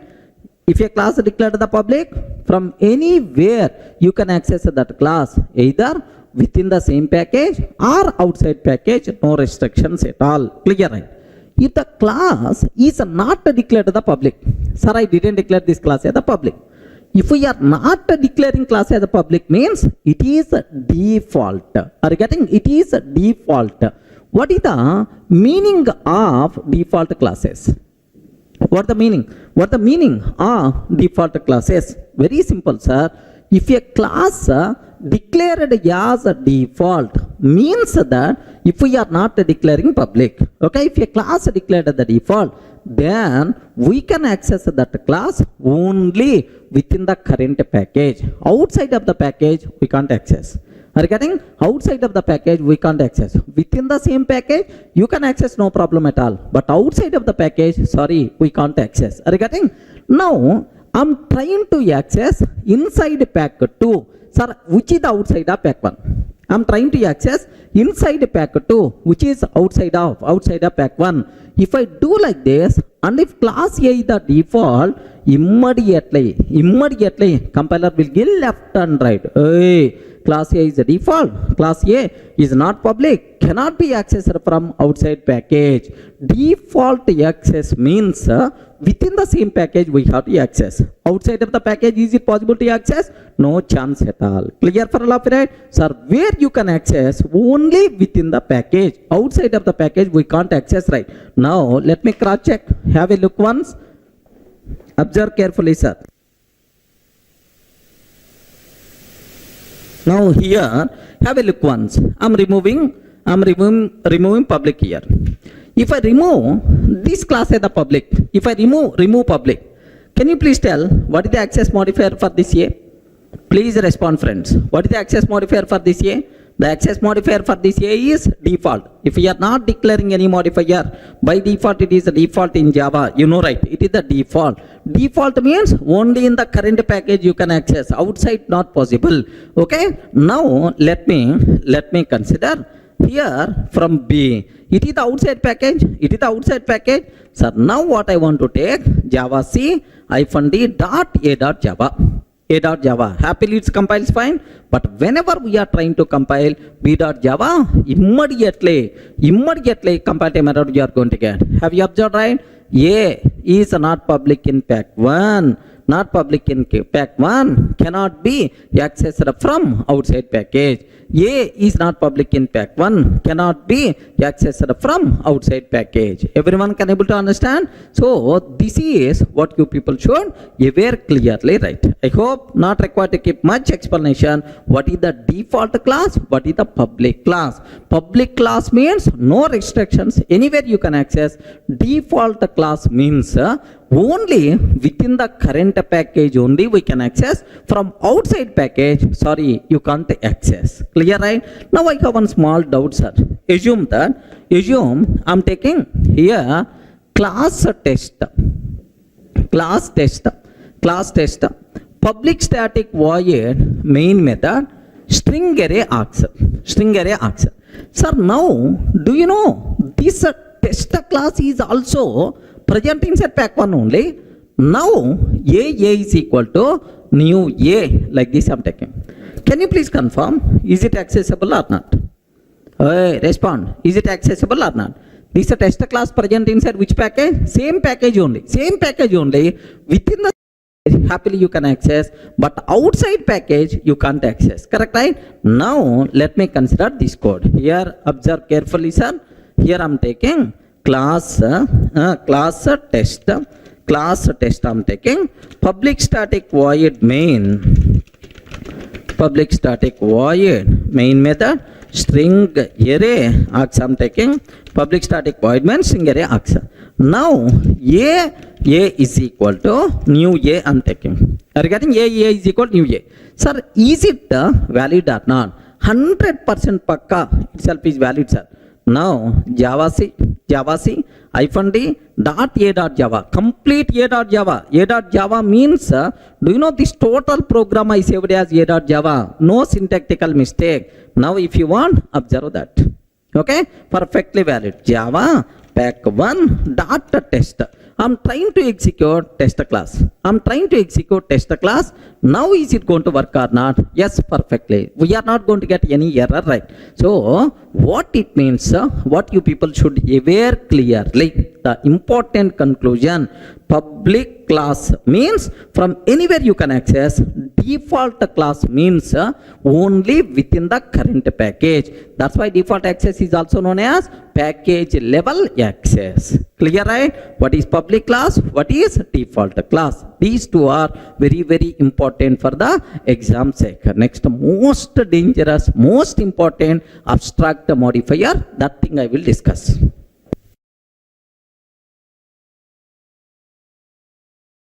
Sir, in the last video, we covered about class level modifiers, public and default. Now, the next modifier we have to discuss, the most valuable, very important for the exam. That's why please make sure you have to take special care about this one. What is that modifier? Is abstract modifier. Regarding what the modifiers are? Abstract modifier, you people should aware, sir. So now the point is, what is the need of abstract modifier? What is the meaning of abstract where you can apply? Point number 1, very important, sir. Abstract modifier applicable for methods. Happily you can apply for the method, no problem, abstract method. Next, the abstract modifier you can apply for class. Abstract class, abstract method is applicable, abstract class is available, like abstract modifier applicable for variable, abstract variable. Have you ever heard about this? You respond. Have you ever heard about abstract variable? No such type of terminology. Remember, abstract modifier applicable only for methods and classes, but not for variables. First point is very clear. Next, what is abstract? General. Forget about programming. Regarding general in our day-to-day life, where we can use abstract. Abstract means not clear. Not clear. Array, his mind is abstract. He is not open-minded person. It is not completed. Just only abstract. Abstract means not complete. Something partial implementation, partial. Such type of terminology is the abstract. Okay? Just K, which is not complete. Just the partially completed, which is nothing but abstract. Keep this point in your mind. Okay? Anyway, now let me talk about what is abstract method, what is abstract class. These two things I will discuss. Very important for the exam. Please make sure, take special care. So first, what is abstract method? What is abstract method, sir? Sir, very simple. I have one vehicle class is there, sir. Public class vehicle. Public class vehicle class is there. Every vehicle contain number of wheels, 2-wheeler, 3-wheeler, 4-wheeler, like wheels are there. Public int get number of wheels. Public int get number of wheels. Assume, can you please tell how many wheels vehicle has? I have to return some number. Some number I have to return. How many wheels vehicle has? Can you spell out? Yes, friend. How many wheels vehicle has? Can you spell out? How many wheels vehicle has? We don't know. That depends on type of the vehicle. Sir, I have bike, 2-wheeler. I have car, 4-wheeler. I have bus, 6-wheeler. I have auto, 3-wheeler. Like, so if we don't know the type of the vehicle, then we can't tell how many wheels this vehicle has. Sir, even though we don't know about implementation, still we can declare a method. Are you getting? I don't know about implementation. I don't know how many wheels, which number I have to return. I don't know. Even though we don't know about implementation, because sometimes I may not aware implementation for the method. If you don't know about implementation, no problem. Happily we can declare a method with the abstract modifier. Remember this one, sir. You don't know about implementation. If we don't know about implementation, okay. If we don't know about implementation, keep semicolon and declare this method as abstract. Are you getting right? So, what is the meaning of abstract method? Abstract method has only declaration but not the implementation. So, sometimes we don't know about implementation. Still, is it possible to declare a method in Java? Yes, possible by using what? The abstract method. Abstract method has only declaration but not the implementation. That's why abstract method declaration ends with the semicolon but not the curly braces. Are you able to get very important question? Abstract method declaration should end with the curly braces, but should end with the semicolon but not the curly braces. Are you able to understand? One scenario, right? Sir, one more scenario I will explain. Suppose I have public class, fruit class is there, sir. Okay, mango, apple, orange, like there are lemon, like multiple fruits are available. Now my question is, every fruit having taste, correct or not? Every fruit having taste. Now, sir, public string, get taste like this. I have to return some string. Are you getting? I require to return some string. Return. What the taste of the fruit?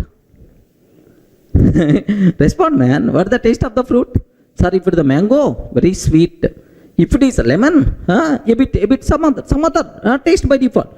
So until if you don't know the type of the fruit, we can't tell what is the taste. If you can't tell what is the taste, then how you can declare that method? No problem at all. Even though we don't know about implementation, still we can declare a method with the abstract modifier. That's why what you can take, just keep semicolon and let me take this class, this method as abstract. Are you getting? Abstract method has only declaration but not implementation. Remember, who is the responsible to provide implementation? Child classes are responsible to provide implementation. That part we are going to take care next step. First, aware what is abstract method. The method which has only declaration but not implementation. Such type of methods are by default considered as abstract method. Abstract method should compulsory answer with semicolon. Remember that. Now, sir, you are telling vehicle, fruit. Sir, can you please give a programming example? You people may ask, sir, best example. Here, see. I want to implement loan module. Are you getting loan module, right? Everyone is going to be attracted if there is a loan facility is there. Assume that loan module. What is the interest rate? Sir, if I can take class loan, sir. Public double get the interest rate. Are you getting? Public double get the interest rate like this, right? Sir, I have to return interest rate. Sir, 10.5, 13.4, 8.5 only. Like, do you know? Sir, interest rate. What is the interest rate of loan? Which loan? If it is a personal loan, 15% or 15. If it is the gold, if it is the car loan, 12 percentage or 12. If it is the house loan, 8.5. Something like the interest rate, you can't tell yet the loan level. It is varied from loan type to loan type. Sir, we don't know about implementation. No problem. Happily you can declare this method with the abstract. This method with the abstract and the compulsory this method should answer with the semicolon. Everyone can able to understand, right? Now I hope you have some basic idea by seeing this vehicle, by seeing fruit, by seeing the loan. Everyone can be right. Sir, can you please tell what is abstract? Please respond. What is abstract? Abstract method? The method which has only declaration but not implementation. Who is the responsible to provide implementation, right? Child classes are responsible to provide implementation. But as of now, I don't know about implementation. Then such a type of method we have to declare with the abstract modifier. Everyone can able to understand, right? That's all. Now from this exam sake, what important question is there? Let me talk very important point, sir. Let me talk about this one. Here I'm taking public abstract, void M1. I'm taking, sir. Public abstract, void M1, okay, like this. Next, public void M1, like this I'm taking. Public abstract void M1, like this I'm taking. Public void M1, like this I'm taking, sir. Very important for the syntax, for the exam sake. Now take a bit very special care. Can you please tell, is the first one valid or not? Among these four, which are valid, which are invalid? This knowledge must be required for the exam sake. Out of public, default, all these abstract, very special for the exam sake. Can you please tell which is valid? Can you please tell, is it valid or not? First one. If I can ask compiler, can you please compile my code? Compiler, can you please compile my code? Compiler will give left and right, because the reason is you are declaring this method as abstract, but you are providing implementation. Curly brace open and close means implementation. Abstract methods cannot have body. Abstract methods cannot have body. This is the compiled method we are going to get. Point number 1. So this is invalid. Can you please tell if the second one is valid or not? Observe carefully, man. If the second one is valid or not? Public void M1. Array, you didn't provide implementation. You are keeping semicolon. If you didn't provide implementation, compulsory we have to declare this method as abstract. Compulsory we have to declare this method as abstract. But you didn't declare this method as abstract.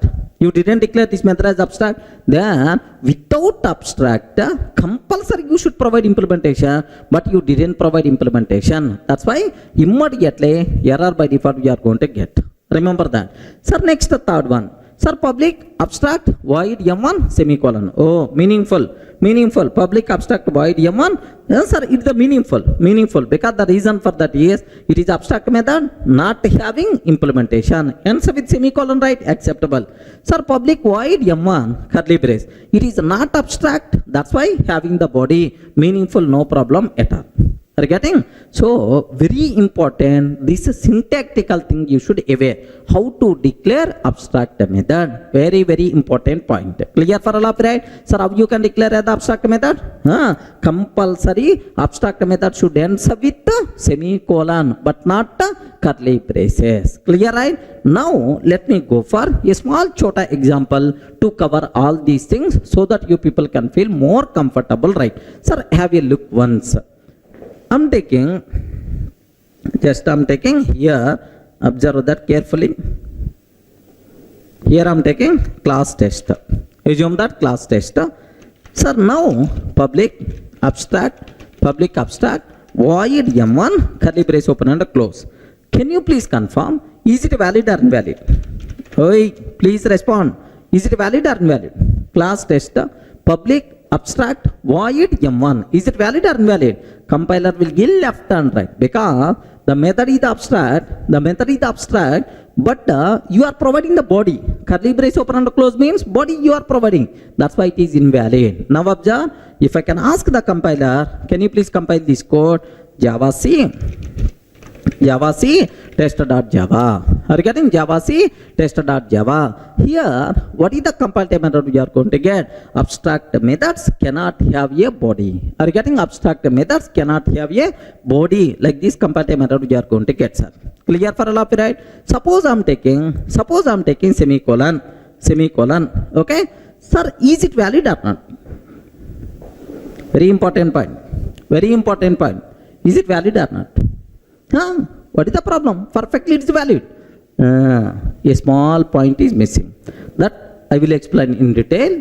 If a class contain at least one abstract method, compulsory class should be declared as abstract. Remember this one. Can you please repeat again? If a class contains at least one abstract method, compulsory we have to declare class as abstract, otherwise it is syntactical mistake. Okay, anyway, this class contain at least one abstract method, that's why I'm taking the class also as abstract. What is the reason? I will explain soon, don't worry, sir. I will explain. Sir, now either code is going to compile or not? Yes, perfectly itself is valid. Again, perfectly itself is valid, sir. Suppose I'm taking public void m1.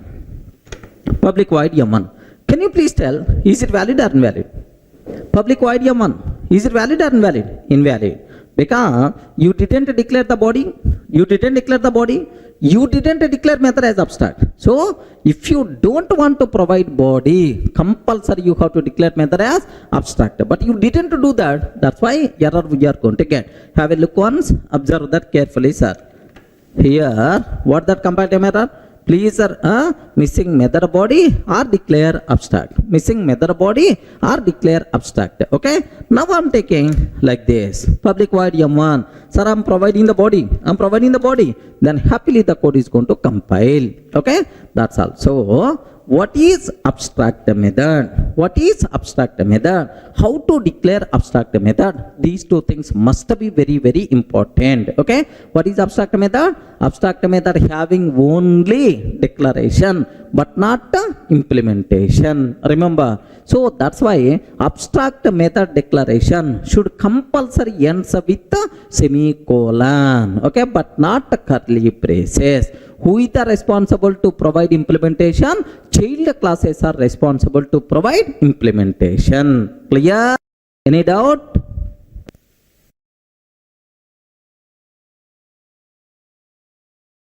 Sir, in the last video, we covered what is abstract method.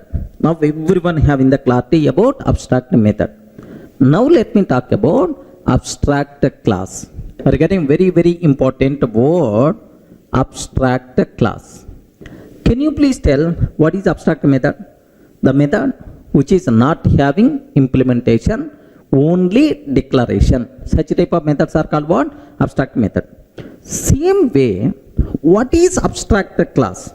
The name itself indicates not complete class, partially implemented class.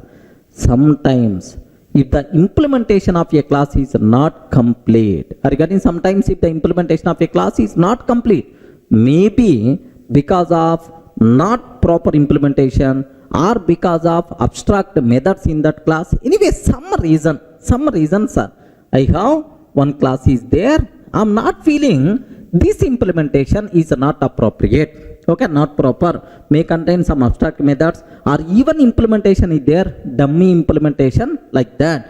So if the implementation is not complete, if the implementation of a class is not complete, such a type of partially implemented classes we have to declare as abstract.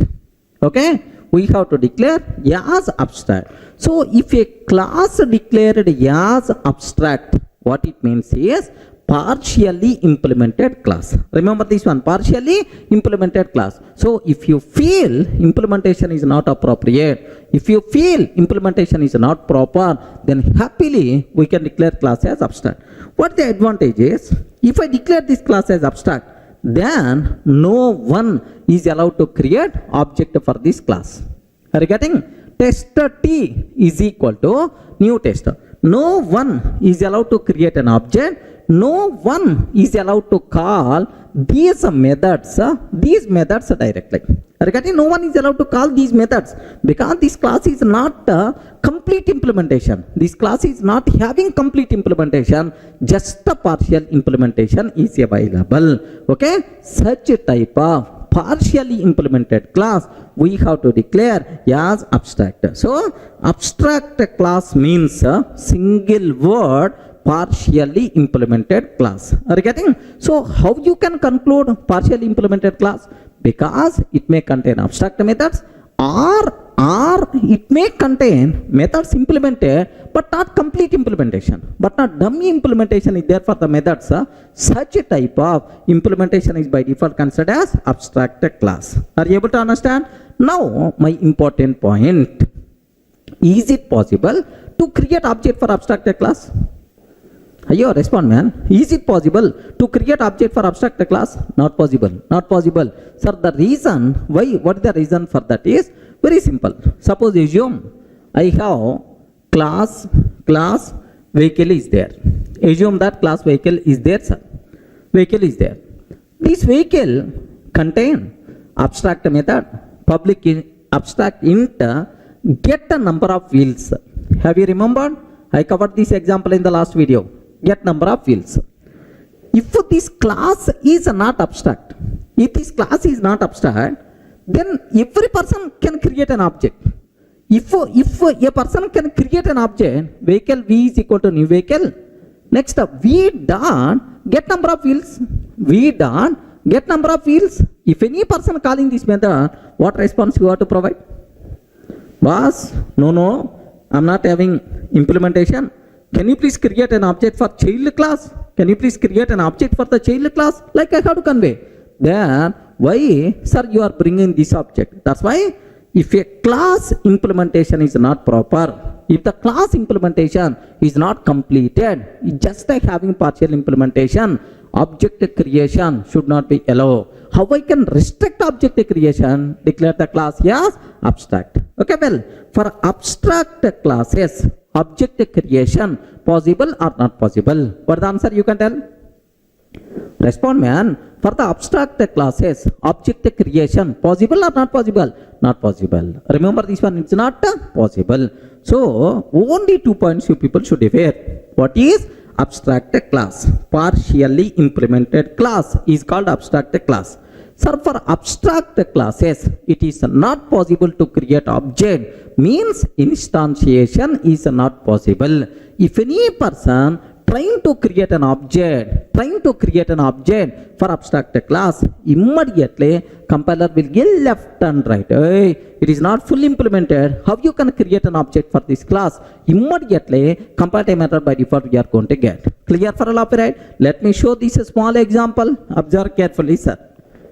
Sir, I have a class test is there. Assume this test is abstract, sir.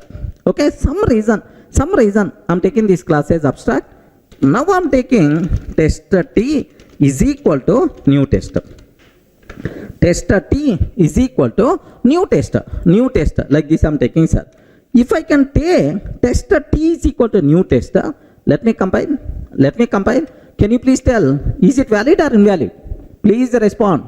I'm trying to create an object for tester class, but the tester class is abstract. Immediately compile method you are going to get. Okay, let me show this one. Here, have a look once, sir. What is the error? By default we are going to get test is abstract, cannot be instantiated. Regarding test is abstract, cannot be instantiated. Suppose assume class test is not abstract. Assume class test is not abstract. Then is it acceptable or not? Yes, perfectly it is acceptable. So what important conclusion you people should aware, right? So for abstract classes, it is not possible to create object. Next, partially implemented classes are called abstract classes. Clear, friends?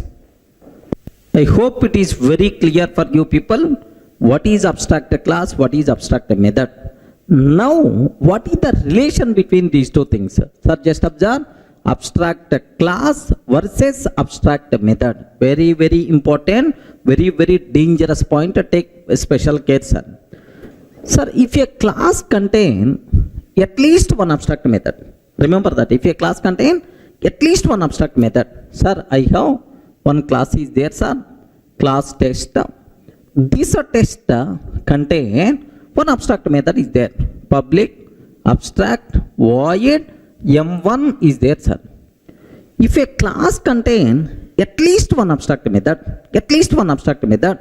compulsory the class should be declared as abstract method.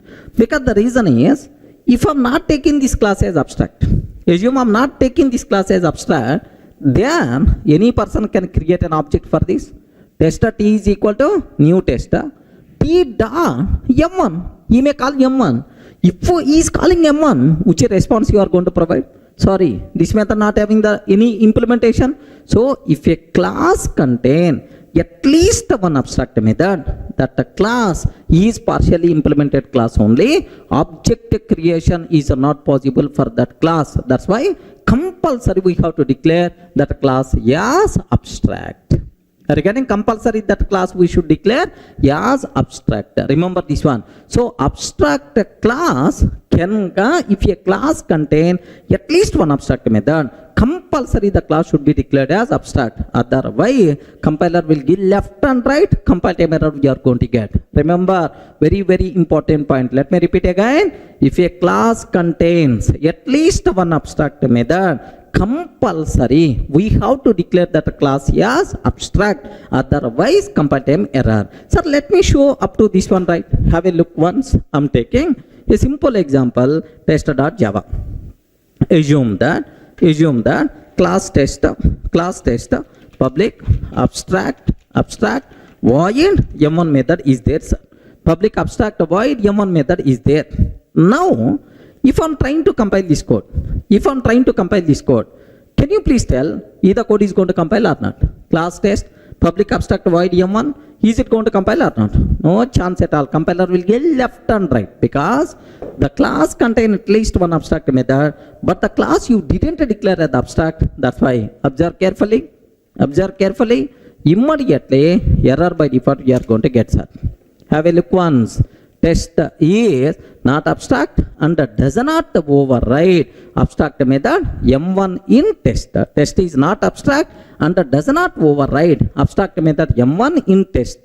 This is the compile time error we are going to get. But if I declare class as abstract, then happily the code compiles fine. There is no problem at all. So very, very important point, mantra about this abstract class and abstract method. If a class contains at least one abstract method, compulsory that the class should be declared as abstract. Clear, right? Otherwise, compile time error. Next, immediately you may ask, sir, I have one class is there. My class doesn't contain any abstract method. Regarding the class doesn't contain any abstract method. Abstract method is not there. Still, can I declare that class as abstract or not? Sir, observe. Abstract, I have one class. That class doesn't contain any abstract method. No abstract method at all. Still, can I declare that class as abstract or not? Means abstract class can contain zero number of abstract methods. Possible or not? Yes, perfectly possible. Even though class doesn't contain any abstract method, still if you feel that implementation is not appropriate, implementation is not proper, happily you can declare class as abstract, no problem at all. Best example, sir, I'm taking class tester. Have a look once. Class tester. Do you know public void m1, it is not abstract method, having the body.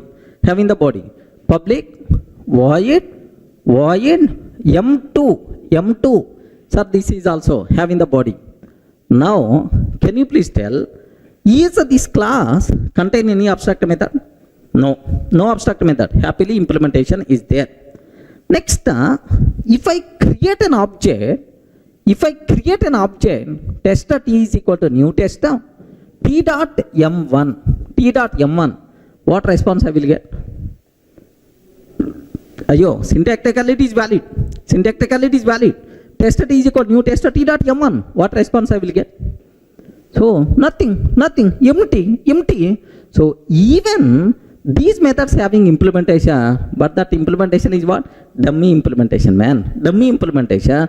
If the implementation is not complete, dummy implementation, what is the use of creating an object for that? That's why if you don't want object creation for this class, even though this class doesn't contain any abstract method, still happily you can declare this class as abstract, no problem at all.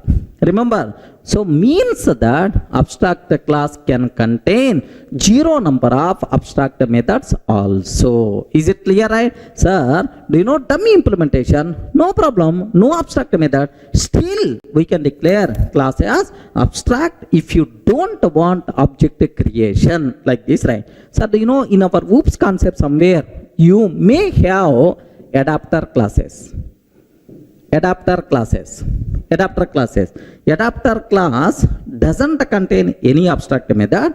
Every method having curly brace open and close implementation, but still there is no use of that implementation. That's why every adapter class highly recommended to declare as abstract. Remember this one, okay? Maybe in the next level we may get, or otherwise just open the Google what is adapter class, then you can able to get much clarity. Second point here is, listen very carefully. Of course, I included this in our material related to interface concept. Next, second point, sir, very important point. HTTP servlet, because after completing our Java, we have to go for web applications. There we have to learn web technologies like servlets and JSP. In the servlet, HTTP servlet is one class. This HTTP servlet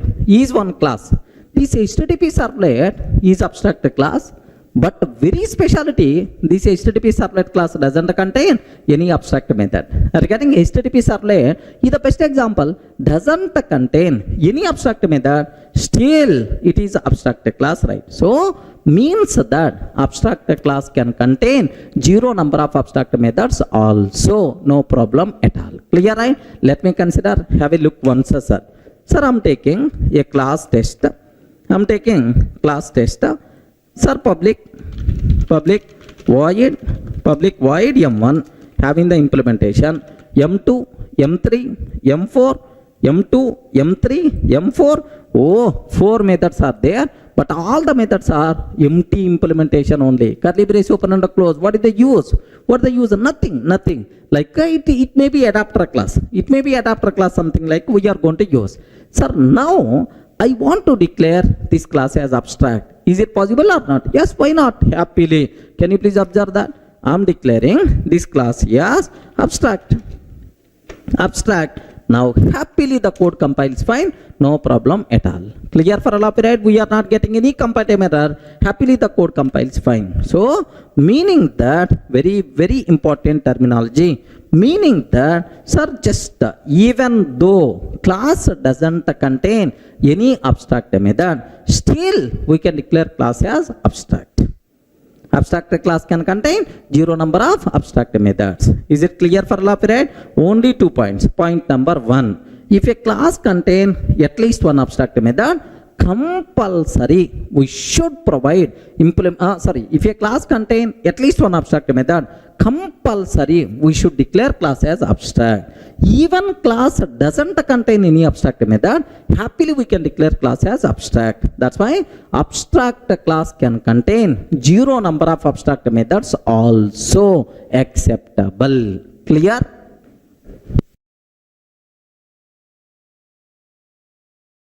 Now the next point related to abstract class, listen very carefully, sir. I have one abstract class test is there, sir. Abstract class test is there. public abstract void m1 method, public abstract void m2 method is there. Now listen very carefully. I have one abstract class is there. Sir, public abstract void m1, public abstract void m2. There are two abstract methods are there, sir. Can you please confirm who is the responsible to provide implementation for these abstract methods? Who is the responsible? Child class is responsible to provide implementation for parent class abstract methods. What I want to take?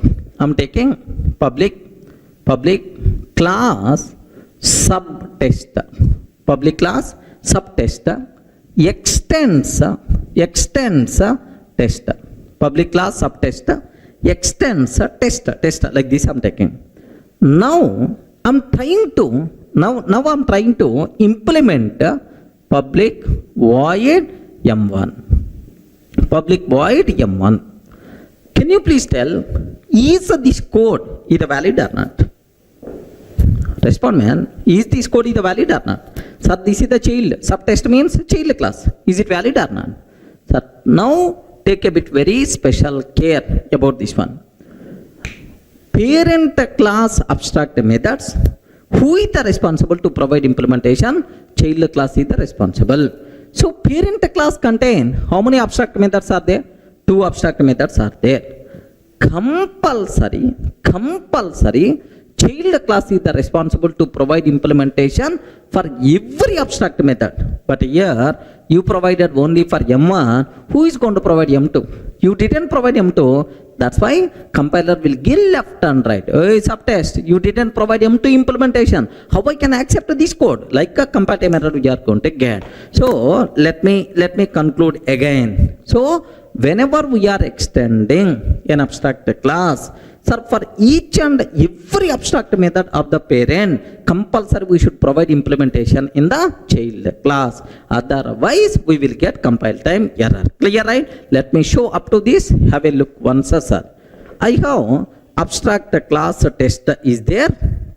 Next, here I am taking public abstract void m1 I am taking, sir. Public abstract void m1, public abstract void m2, like this I am taking. Perfectly itself is the valid, sir. Now just observe that class subtest extends test. I'm trying to provide public void m1 like this, right? I'm providing implementation for only m1. Are you getting? I'm providing implementation for only m1 method, but I'm not providing implementation for m2. Sir, is it valid or not? Immediately compiler will get left and right. Compile time error you are going to get. Clear, right? Let me show this one. Let me show this here. Have a look once. Immediately compile time error you are going to get. Subtest is not abstract and does not override abstract method m2 in test. Sir, you didn't provide implementation for m2, so that's why how I can accept this code like this compile time error you are going to get. Then how I can solve this problem? Can you please confirm how I can solve this problem? We can solve this problem in two ways. First way, you can provide implementation for m2. Sorry, I don't know about implementation. No problem. Declare this class is abstract. Are you getting? Declare this class is abstract. If I declare child class as abstract, then we are not required to provide implementation for every abstract method. Then who is the responsible to provide implementation for this remaining method? Next level child class. Who is the responsible, sir? Next level child class is the responsible.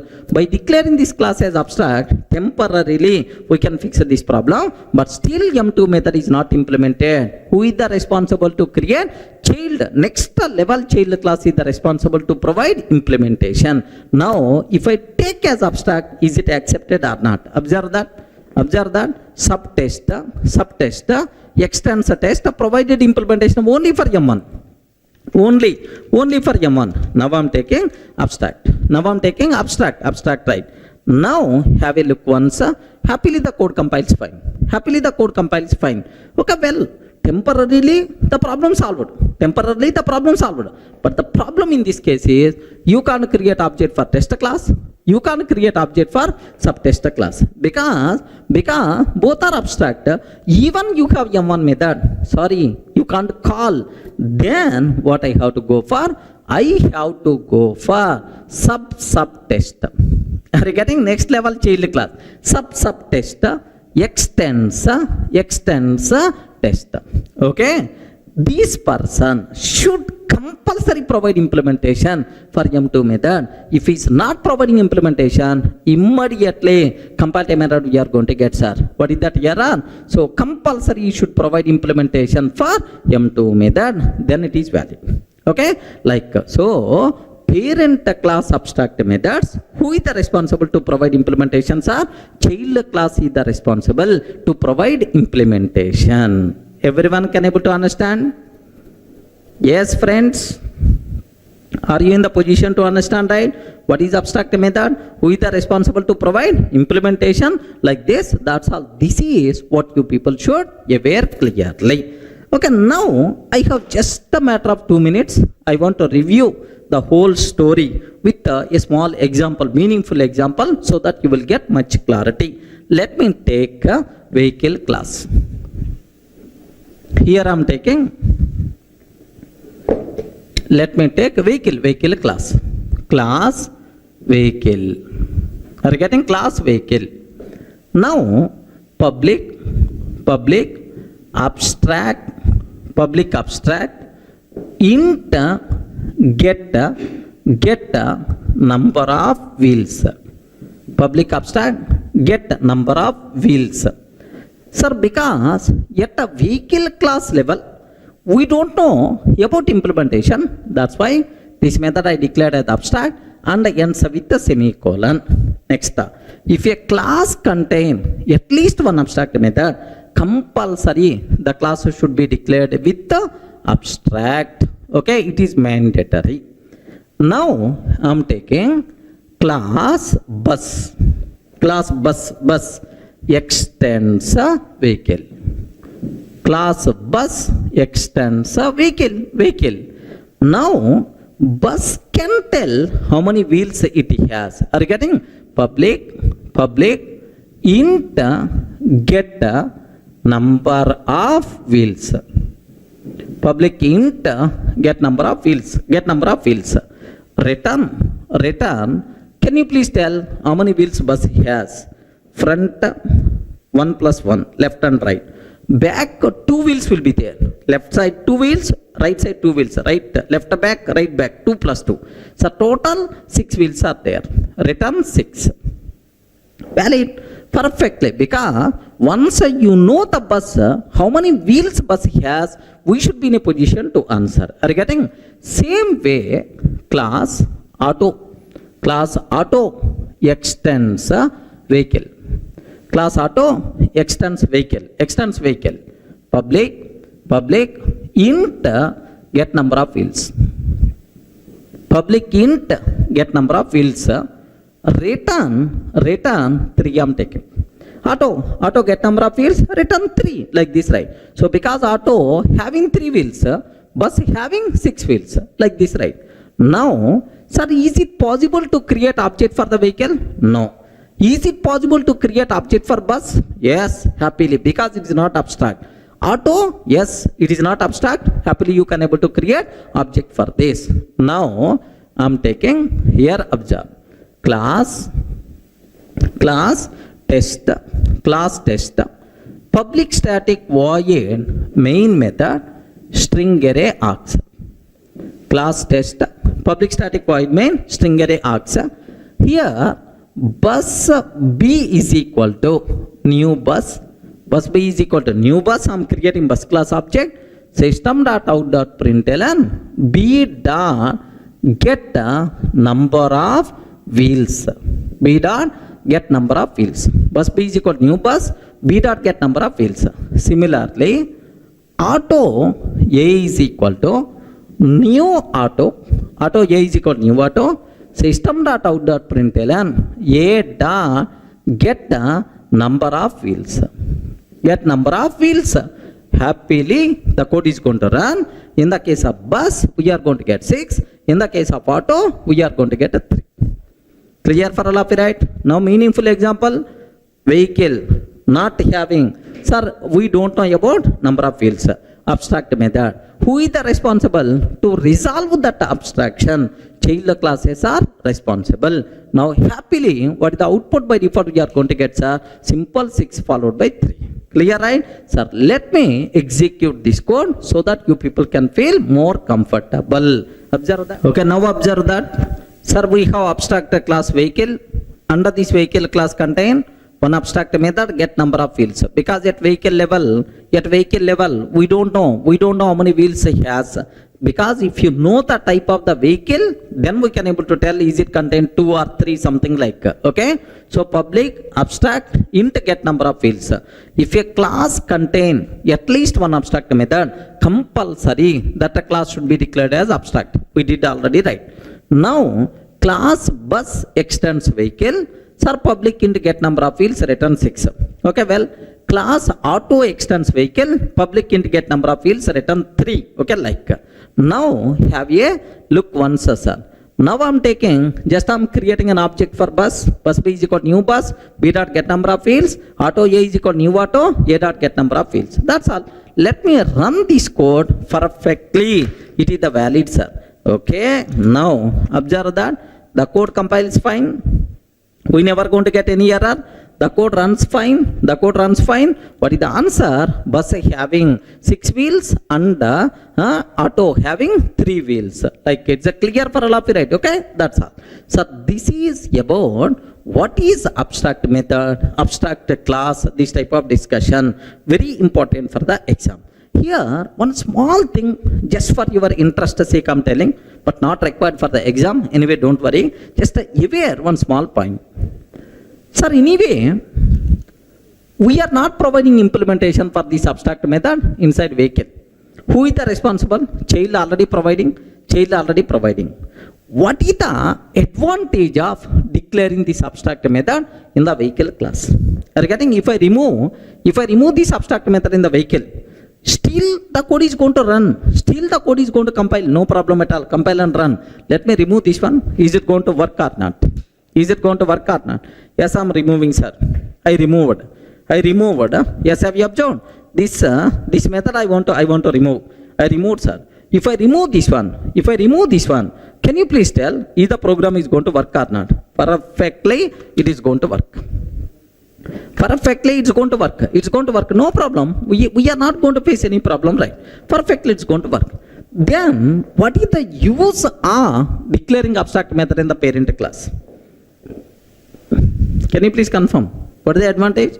The simple advantage is very, very simple, sir. The simplest reason. The simple advantage is, if here take very, very special care about this terminology, right? The biggest advantage what we are, if I'm not taking this abstract method in the parent class,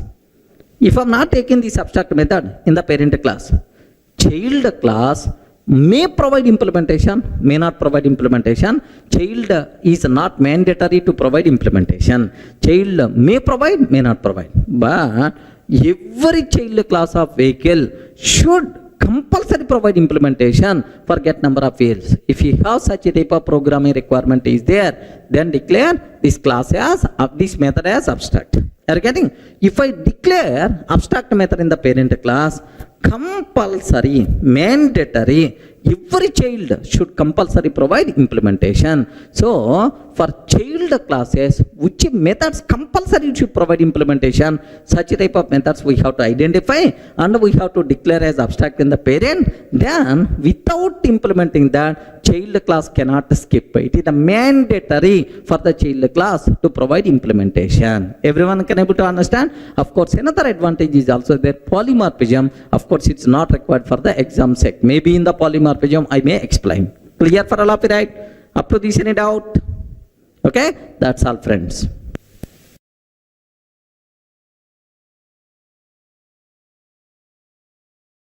Hi friends, in the last video we covered about class level modifiers. Sir, if I declare class as the public, default, abstract, like we did, we performed a great postmortem on that. Sir, now I have to explain, sir, member modifiers, variable declared as the public, method declared as the public, what will happen? Are you getting? So what is the topic we have to discuss? Member modifiers. Member means it may be a variable or it may be a method. So for method, which modifier applicable? For variable, which modifiers are applicable? Member modifiers. Okay, these are things we have to discuss. But anyway, one thing you should aware. So just for members, public, private, protected, default, like 12 modifiers are there. All those 12 modifiers, happily we can apply for some methods, for some variables and so on, right? But anyway, we are not required to talk all those 12 modifiers for the exam sake. Just the required things are public, private, protected, default. Anyway, abstract we covered already. Final, we are not required to worry. If it is required, I will discuss for that, right? Okay. Purely this video course based on for our certification exam. It is not to learn each and every concept, right? Clear, right? So now the important point what we have to discuss. For member modifiers, first modifier, public member. Public, sir. Sir, if I declare a variable or method as public, I declare a variable or method as public, then, sir, we can access that member from anywhere, either within the class or outside the class, either within the package or outside package, no problem at all. Sir, public means any person is allowed to access. If a member declared as public, it may be a method or it may be a variable, we can access that member from anywhere, either within the same package or outside package, within the same class or outside the class. Okay, clear, right? Sir, now let me go for a small example, and here there is one small twist is also there. Observe carefully, right? Sir, I'm taking, okay, I have a package, pack 1. Observe very carefully, sir. Package, pack 1. I'm taking a class A class, right? Class A. Now, here I'm taking public void M1. Regarding public void M1, system.out.println, okay, A class method, like this I'm taking, sir. Now take very special care. So first important conclusion, is it public or not? Yes, friends, is it public or not? Yes, this method is the public. You can access this method from anywhere, no problem at all. Now, here I'm taking, sir, this is a.java. Regarding this total file, I saved as a.java. Now I'm taking b.java. Here observe, package, pack 2. Pack 2, sir. It is a different package. Package pack 2. Now, here I'm taking, sir, public class B. Sir, public static void main method, string array args. Okay, here my target is A is equal to new A dot M1 method. So I'm creating an object for this and then I'm calling a dot M1. Sir, first, if you want to access any class from outside package, compulsory we require to use either fully qualified name or import statement. Let me write the import statement. Import pack1 dot A. That's all. Sir, first I will compile this code. I will compile this code. Java C -d dot A dot Java. Happily the code is going to compile. No problem at all. The code will compile, sir. But if I compile this code, can you please tell, is it going to compile or not? Array, very important. Is it going to compile or not? Yes, compiler will give left and right. The reason for that is, array, it is the public method. You can call, but corresponding class is not public. Are you getting? Corresponding class is not public. Sir, if the class is not public, So you can't access that member from outside the package. Are you getting from outside the package?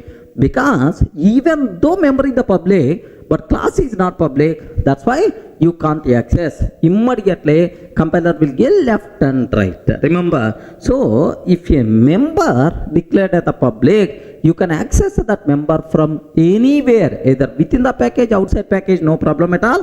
But make sure the corresponding class also visible. If the class is not visible, the member is the public, there is no use.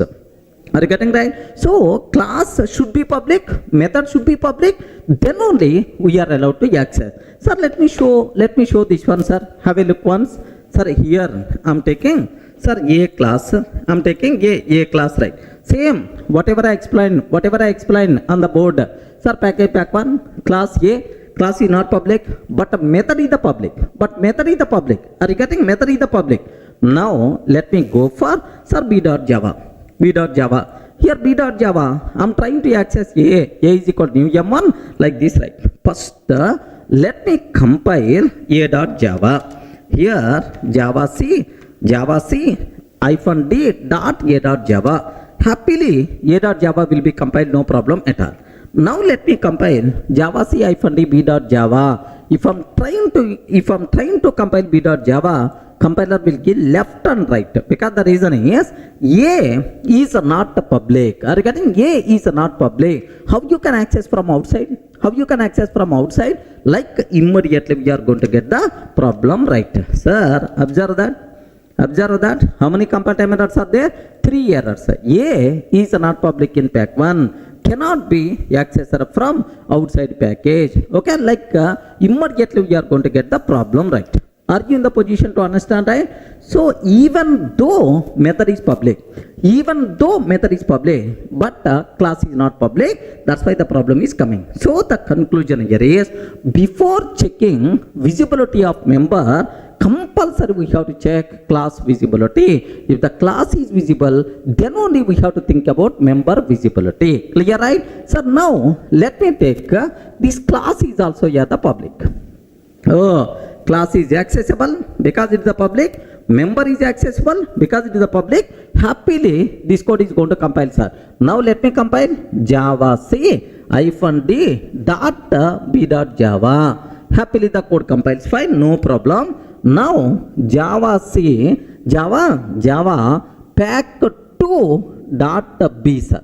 Because B class is the part of package, compulsory fully qualified name we have to use Java pack 2 dot B. Happily this method is going to get the chance. Clear for all of you, right? Now have a look once, observe carefully, right? So now let me take A is the public. Public, right? Okay. So class is public, and the method is also public. Regarding both are public, happily we can allow to access, no problem at all. Now let me compile A.Java. The code compiles fine. Let me compile B.Java. The code compiles fine, no problem at all. Java pack 2 dot B. Let me run B class. Happily B class is going to run. A class method will be executed. Everyone in the position to understand, right? So if a member declared as the public, we can access that member either within the package or outside package, no problem at all. But make sure corresponding class should be accessible. If the class is not accessible, even though member is the public, there is no use at all. Are you able to understand the important twist? If the class is not public, even member is the public, there is no use at all. Up to this is the clear for all of you, right? Next, there is one small next modifier, right? Sir, up to this what we covered? Public member. Regarding up to this what we covered? Public member. Public member anywhere you can access. Suppose if I am not taking this method as public. Observe that. If I am not taking this method as public, if I am not taking this method as the public, what is this one? Default member we can access only within the same package. Outside package you can't access. Regarding within the same package we can access. Outside package you can't access. By mistake, If you are trying to access M1 from outside package, immediately comparative error we are going to get. So if a variable or method declared as declared as the default means if we are not taking any modifier, are you getting? If we are not taking as the public or private, if you are not taking any access modifier, then it is considered as default. If a member declared as the default, we can access that member only within the current package. That's why, so default access is also known as package level access. Are you getting? Now can you please tell, is it possible to access M1 from outside package? No chance at all. Immediately compiler will give left and right. Remember, have a look once.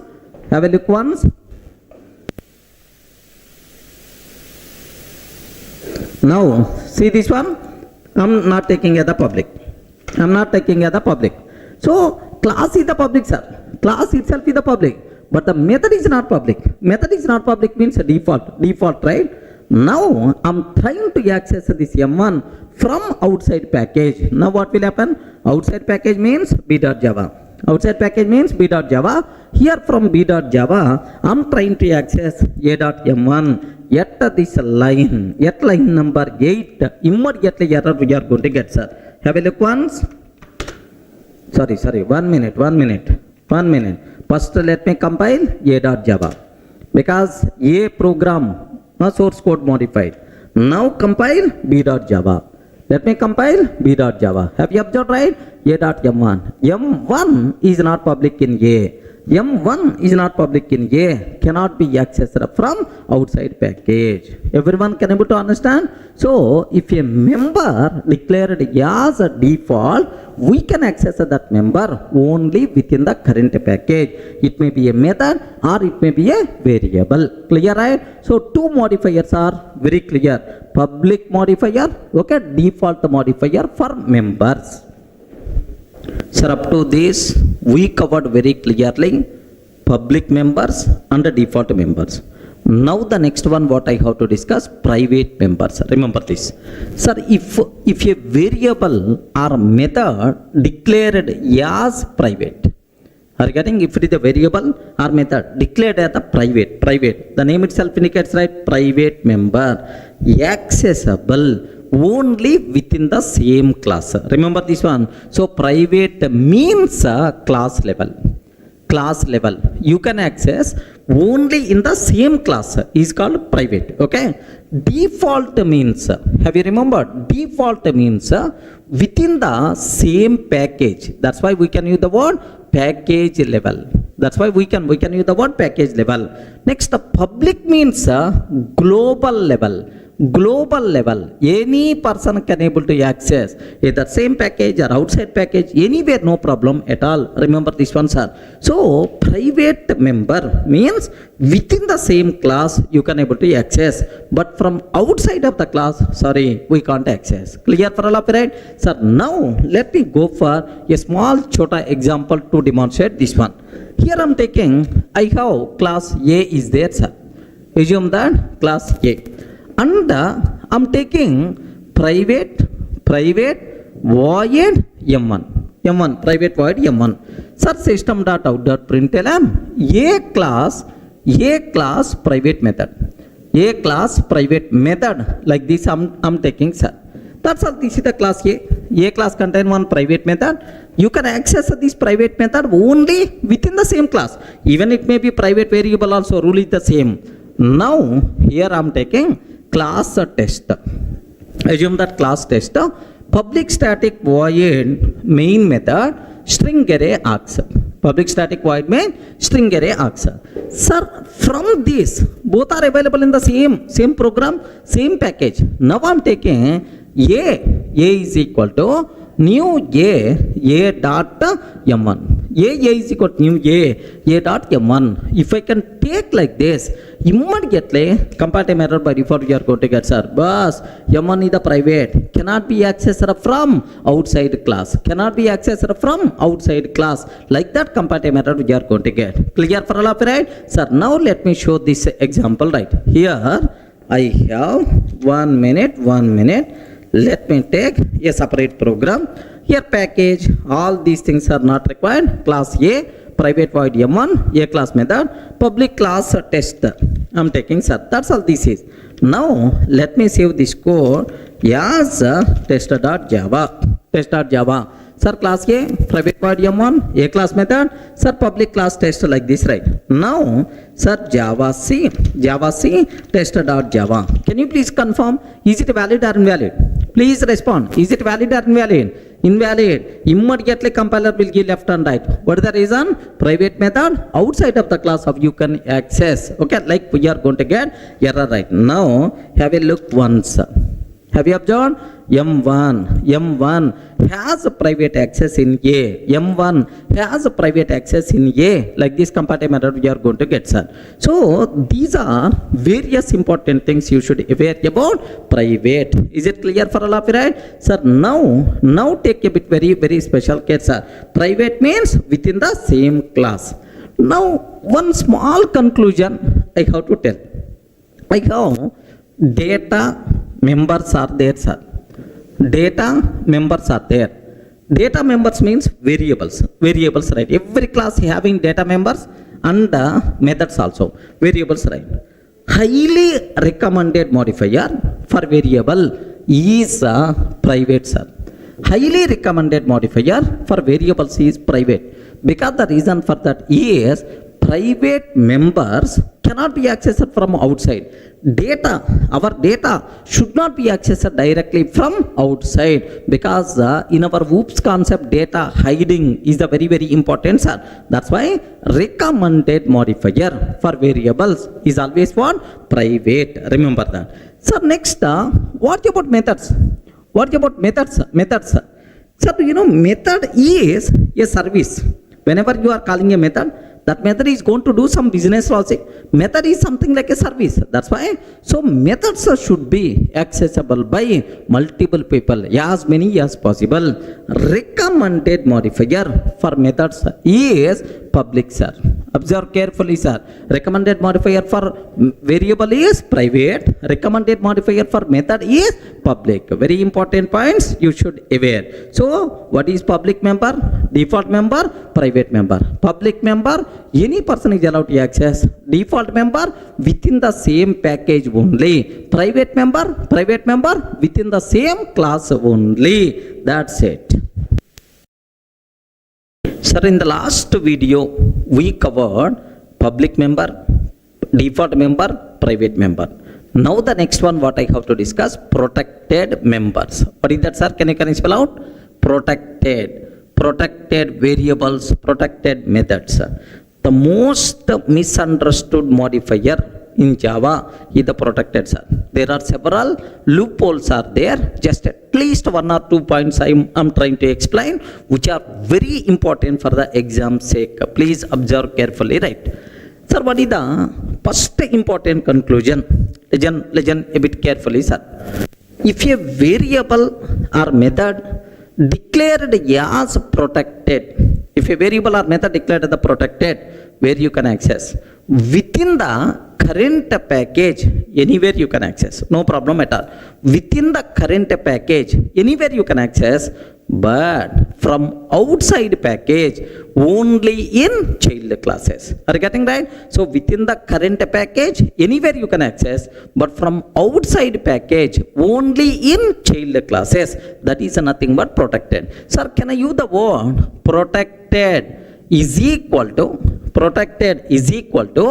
default? Protected is equal to default means what? Within the current package, anywhere, but outside package only in child classes. Child class is nothing but child classes.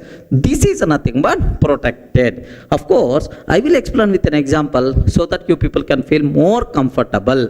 Next, one more small twist is also there. That twist I will explain, sir. So what is the meaning of protected, sir? If a variable or method declared as protected, then we can access that member within the same package anywhere, but outside package only in child classes. Okay, well.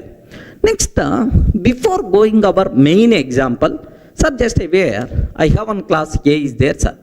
I have one class A is there. Assume. Sir, now public void M1 method is there, sir. public void m1. Sir, parent class members automatically available to the child class. Correct or not? Sir, class B extends A. So parent class methods and variables automatically available to the child class. Now you can call sir A is equal to new A dot m1. This is one style. If you want to call m1, this is one style. Remember that. Sir, R B is equal to new B. Sir, I'm creating B object and B reference B dot m1. Are you getting B dot m1? Yes. On the child reference, happily you can call parent class method. No problem at all. Next, do you know parent reference can be used to hold child object.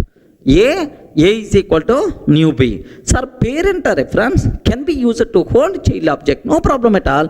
But on this, I am calling m1 method. On this, I am calling m1. Yes, m1 is already available in the parent. No problem, acceptable. Perfectly, it's going to work. Now, this knowledge also you have to aware. I hope already in the last sessions I covered all this. Okay, but let me repeat anyway, right? So now this total discussion, let me convert into an example style so that you will get much clarity, right? Here I am taking package pack 1. Observe this very carefully, sir. More concentration must be required. Package pack 1. Okay. Now I am taking public, sir, R simply I am taking class A. This class having protected void m1. Sir, do you know system.out.println A class protected method. A class protected method like this I am taking, sir. That's all. Sir, class A is the part of pack 1. Under this A class contain protected method like this, right? Now, sir, class B extends A I am taking. Class B extends A. Sir, it is the child class of A and the class B is also part of pack 1 only. Now, here observe public static void main method string array args. Public static void main string array args I am taking, right? Now my target is very important, sir. I want to call m1. Within the same package, anywhere you can access, no restrictions, right? That's why what I'm trying to take, A is equal to new A. Sir, just I'm creating A class object with A reference. A class reference, A class object, A dot m1. A class object, A class reference, A dot m1. First way, sir. Second way, yes, valid, don't worry. Second way, parent class member by default available to the child class. Because B is the child class, right? That's why it is now B is equal to new B I am taking B dot m1. Again, B is equal to new B dot m1. Perfectly it is going to work. So you can call A dot m1, you can call B dot m1, no problem at all. Now parent reference can be used to hold child class object. Parent reference can be used to hold child class object. Then automatically A1 dot m1 like this I am taking. Again, parent reference can be used to hold child class. By using that, you can call the method available in the parent class. No problem at all. A1 dot m1, happily it is also work. So means that, sir, parent class protected member you can access anywhere within the same package in the child classes also, anywhere, even it is not child class also acceptable, man, because within the same package you can access either child class, non-child class, no problem at all. Next, in the child class you can access either parent reference or child reference, no problem. All these are valid ways, okay, to access parent class protected members. Sir, how many packages I'm using? You respond. How many packages I'm using? Only one package. There is no big speciality. Once if I'm introducing second package, then the cinema is going to start. Remember this. But anyway, let me execute up to this one, sir. Have a look once. Okay, now observe that the same code whatever I wrote on the board. Okay, package pack 1, public class A contain protected method, A class protected method, class B extends A, it is the child class. Sir, now main method, parent reference, parent object, A dot M1, child reference, child object, B dot M1. Sir, A1 is equal to new B, parent reference, child object. Now, here just observe that A1 dot M1. Are you getting A1 dot M1 like this, right? Sir, let me compile. Sir, in this example, how many classes are there? Hey, respond. How many classes are there in this? 2 classes. What is the first one? A class and B class.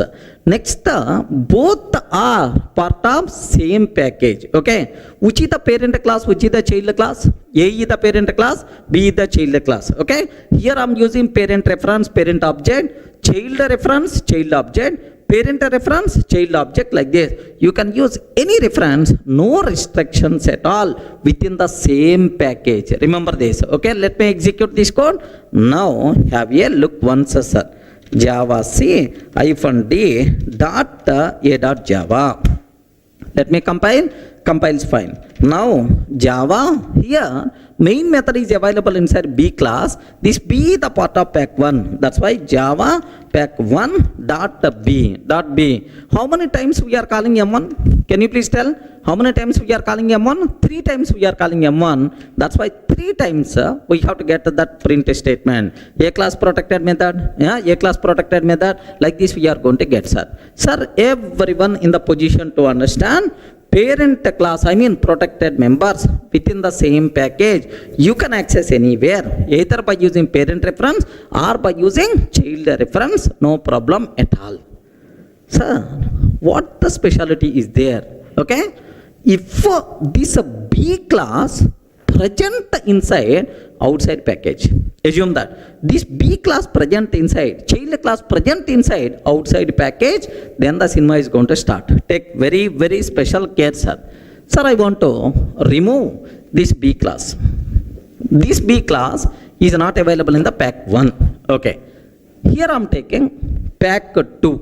Package, pack 2, sir. Package, pack 2. Next, here public class B extends A, sir. Public class B extends A.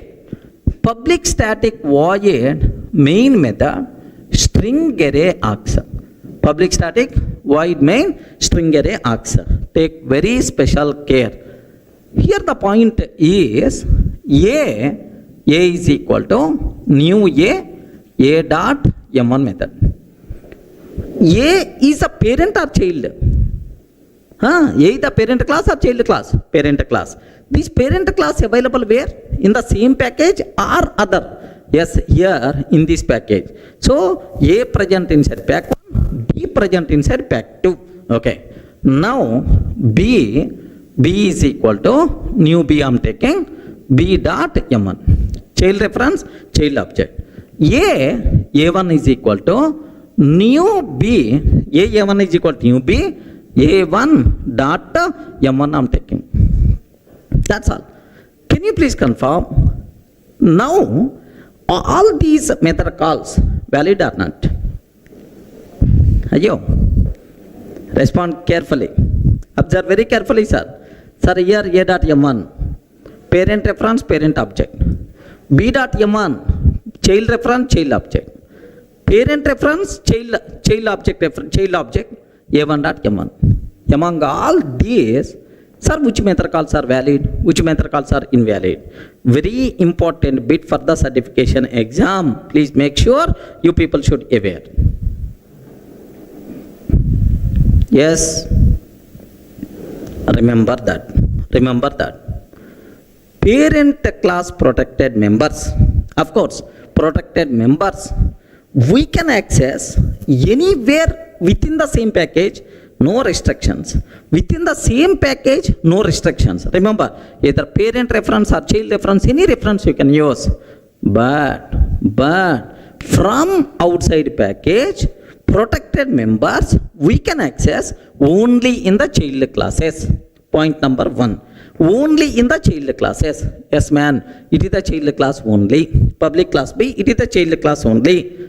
And we should use that child class reference only to access protected members from outside package. Remember that. So means that, let me repeat again.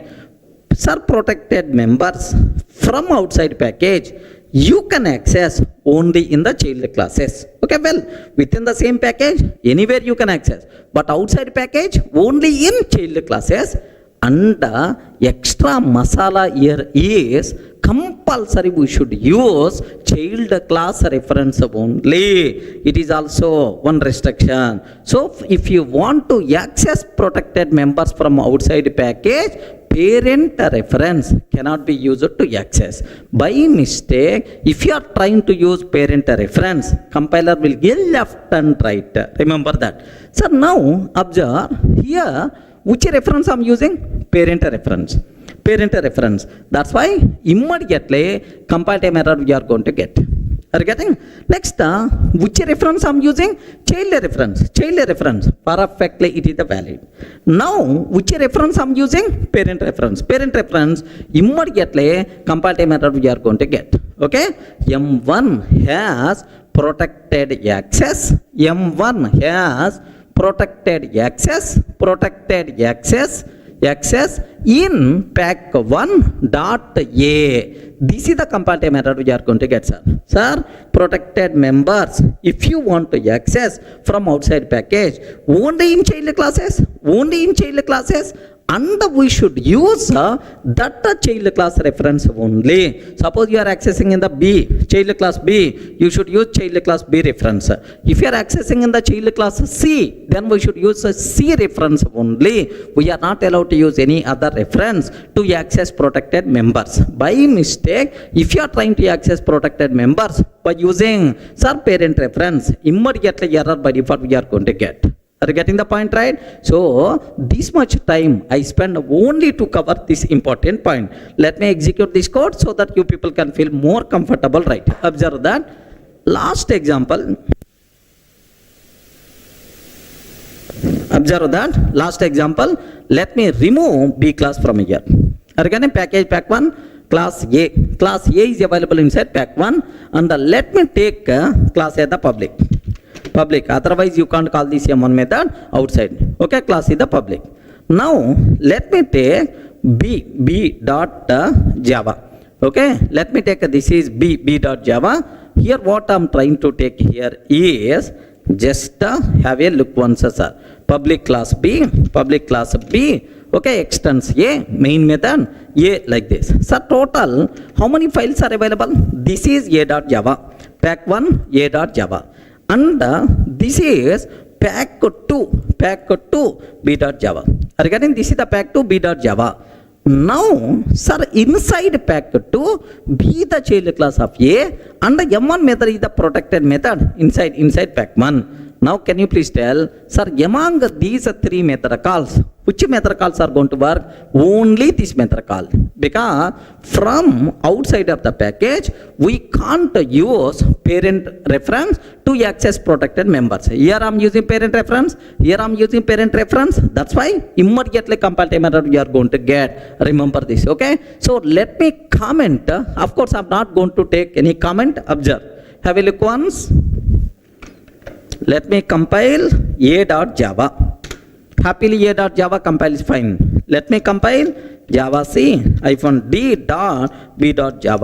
If I can take b.java, immediately compile time error we are going to get. Have you observed? M1 has protected access in A. M1 has protected access in A. Line number 8, line number 14. These are the two areas, right? Line number 8 and line number 14. Have you observed, right? Line number 8 and line number 14. These two places we are getting the problem. Let me comment these two lines. Then happily the code compiles fine, because we are not calling right. Yes, The code compiles fine. Java pack2.b I can take. Then a class protected method like this, right? So please make sure you people should aware very clearly, right? Parent class protected members, if you want to access from outside package, compulsory we should use child reference only. Parent reference cannot be used to access protected members from outside package. Everyone can able to understand? This is a very, very important conclusion, right? Okay, please understand, very important for the exam.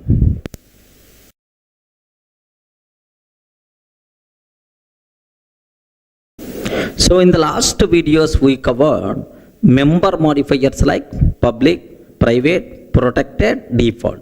Just let me summarize all these modifiers, right? Sir, observe that visibility. Are you getting visibility?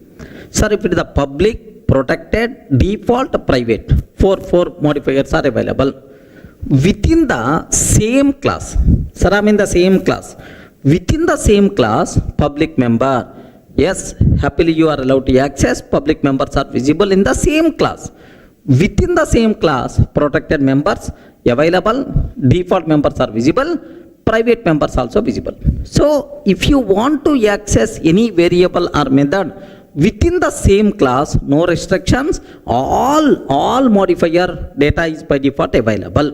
Next, from child class of same package. Oh, you are in the same package only. You are in the same package, but from child class. From child class, sir, public, no restrictions. No restrictions. Next, protected within the same package, anywhere you can access, no problem at all. Protected, whether it is a child or non-child, no problem. Next, default members also inside same package you can access. Okay, what about private? Sir, private from outside of the class you can't access. Have you observed, right? What it is telling? From child class of same package. From child class of same package, not in the same class. So from outside of the class means from child class of same package. Private not visible. Next, from non-child class of same package. Boss, you are in the same package only, but it is not child class. So, public, anywhere accessible, protected within the same package, whether it is a child or non-child, no restriction, happily you can. But outside package, only in child classes. That's why, so within the same package, even it is a non-child, no problem, acceptable. Default also acceptable. Okay, from outside of the class you can't, that's why private not possible.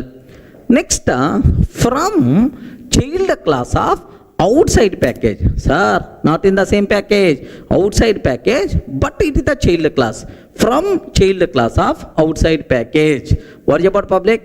What about public? Yes, anywhere, no restrictions, right? Sir, what about protected? Remember that. From outside package in child class. From child class of outside package, protected member acceptable.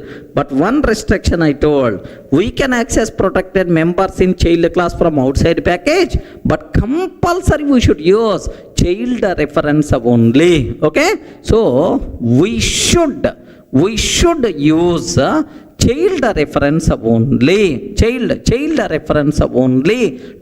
protected members from outside of the class. Next, default, outside of the package, default members you can't protect, private is nothing but not possible, right? Next, from non-child class of outside package. From non-child class of outside package, public, anyway acceptable, no problem. But protected, non-child class from outside package, not possible, right? Everyone can able to understand? Sir, just summary of public, protected, default, private must be compulsory. You should aware 1 or 2 questions you can expect for the exam from this area. Remember, right? Sir, now can you please tell from this diagram what is the most accessible modifier? Any person is allowed to access. Can you please tell? This diagram itself is going to tell public, no restrictions, anywhere you can access. The most accessible modifier is the public, sir. What is the most restricted modifier? Is the private, only within the same class. But outside the class, either same package, outside package. Sir, here outside of the class not possible. The most accessible is the public, the least accessible, the most restricted modifier is the private. Remember this one. Next, for variables, data members recommended is the private, for methods recommended is the public. Remember. Next, so which is the most restricted modifier? Private is the most restricted. So it is class level, within the same class only. Next restricted is default. Okay, default. So private is less than default. Default is less than protected, sir. Protected having more scope when compared with the default. The reason for that, default within the same package, but protected outside package also, but in child classes. Outside package also. Next, protected is less than public. So, with respect to scope, do you know this formula? You people should aware, sir. Why I'm telling this one? Even in the OOPS concept overriding, this formula compulsory we have to use. Are you able to understand, right? So, public, private, protected, default. All the things are very clear, right? Sir, in the last videos we covered, sir, what are various member modifiers? Public, private, protected, default. What is abstract class, abstract method? All these things we covered, right? Sir, now the next topic, very important for the exam, sir, interface concept. What is the concept, sir? Interface concept we should aware. So anyway, just theoretically few minutes I will explain. What is an interface? Regarding what is an interface? Anyone, can you please define? Can you define what is an interface? Yes, friends. So this is one area where very common question for the interview room, sir. Sir, not for certification exam. Interview room, what is the difference between interface and abstract class? The most common question.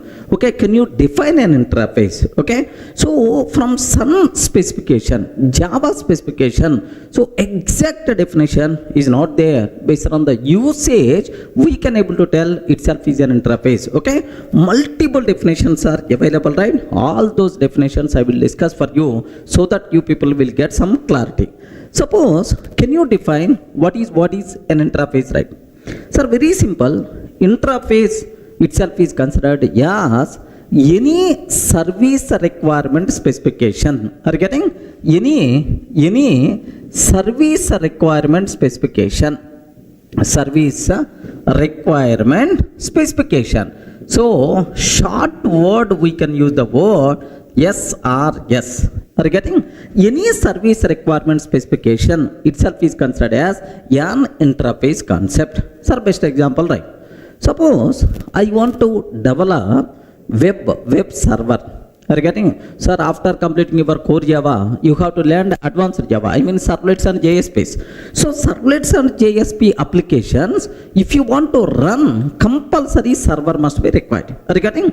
If you want to develop a server, okay, WebLogic, WebSphere, or otherwise Tomcat, Resin, like there are multiple web servers are available, right? So now I developed one web application. So now I'm using Tomcat. Okay, just to take a bit very special case, Tomcat I'm using. So this Tomcat, happily, by using Tomcat, happily we can run Java based web application, right? Suppose, sir, same application, if you want, you can copy Oracle HTTP server, happily it can able to run. Are you getting? On the Oracle HTTP server, you can run that. Suppose, same application, sir, you can run on Resin. Resin is also one web server. Are getting? Same application you can. Sir, same application even you can run on WebLogic. Of course, it is the application server, right? Sir, same application it can able to run. If you go for WebSphere also. Now, I have one small doubt, sir. The application which is running on Tomcat, how it is going to run on Resin? How it is going to run on WebLogic? The reason for that is all these people followed same interface, same specification while developing this concept. Regarding what is that specification is servlet API. Regarding what is the specifications are servlet API. Who provided these servlet APIs are some people defined this API. Who is the responsible to provide implementations are these servers are web server vendor is the responsible to provide implementation, right? Sir, just as some people are going to tell, if anyone want to provide support for servlets and JSPs, if you want to run web applications which are developed by servlets and JSP, sir, this is the API you require to implement. What is that API, sir? Servlet API. So now, sir, whether it is the WebLogic or Resin or otherwise Jetty or getting or otherwise Jetty, all these people developed, implemented based on the same specification. That's why I can use the word sir, servlet API acts as requirement, service requirement specification to develop web server. Suppose tomorrow I want to develop Durga web server. Are you getting right? I want to develop Durga web server to run web application, Java based web applications, right? So to develop this one, which methods I have to implement, which classes I require to develop, all this information where it is available, sir, inside servlet API. Now I have to implement this interface, right? Sir, what is this one? Servlet API acts as service requirement specification to provide implementation for, can I spell out, to provide implementation for web server. Clear, right? Sir, do you know servlet API? What is that I?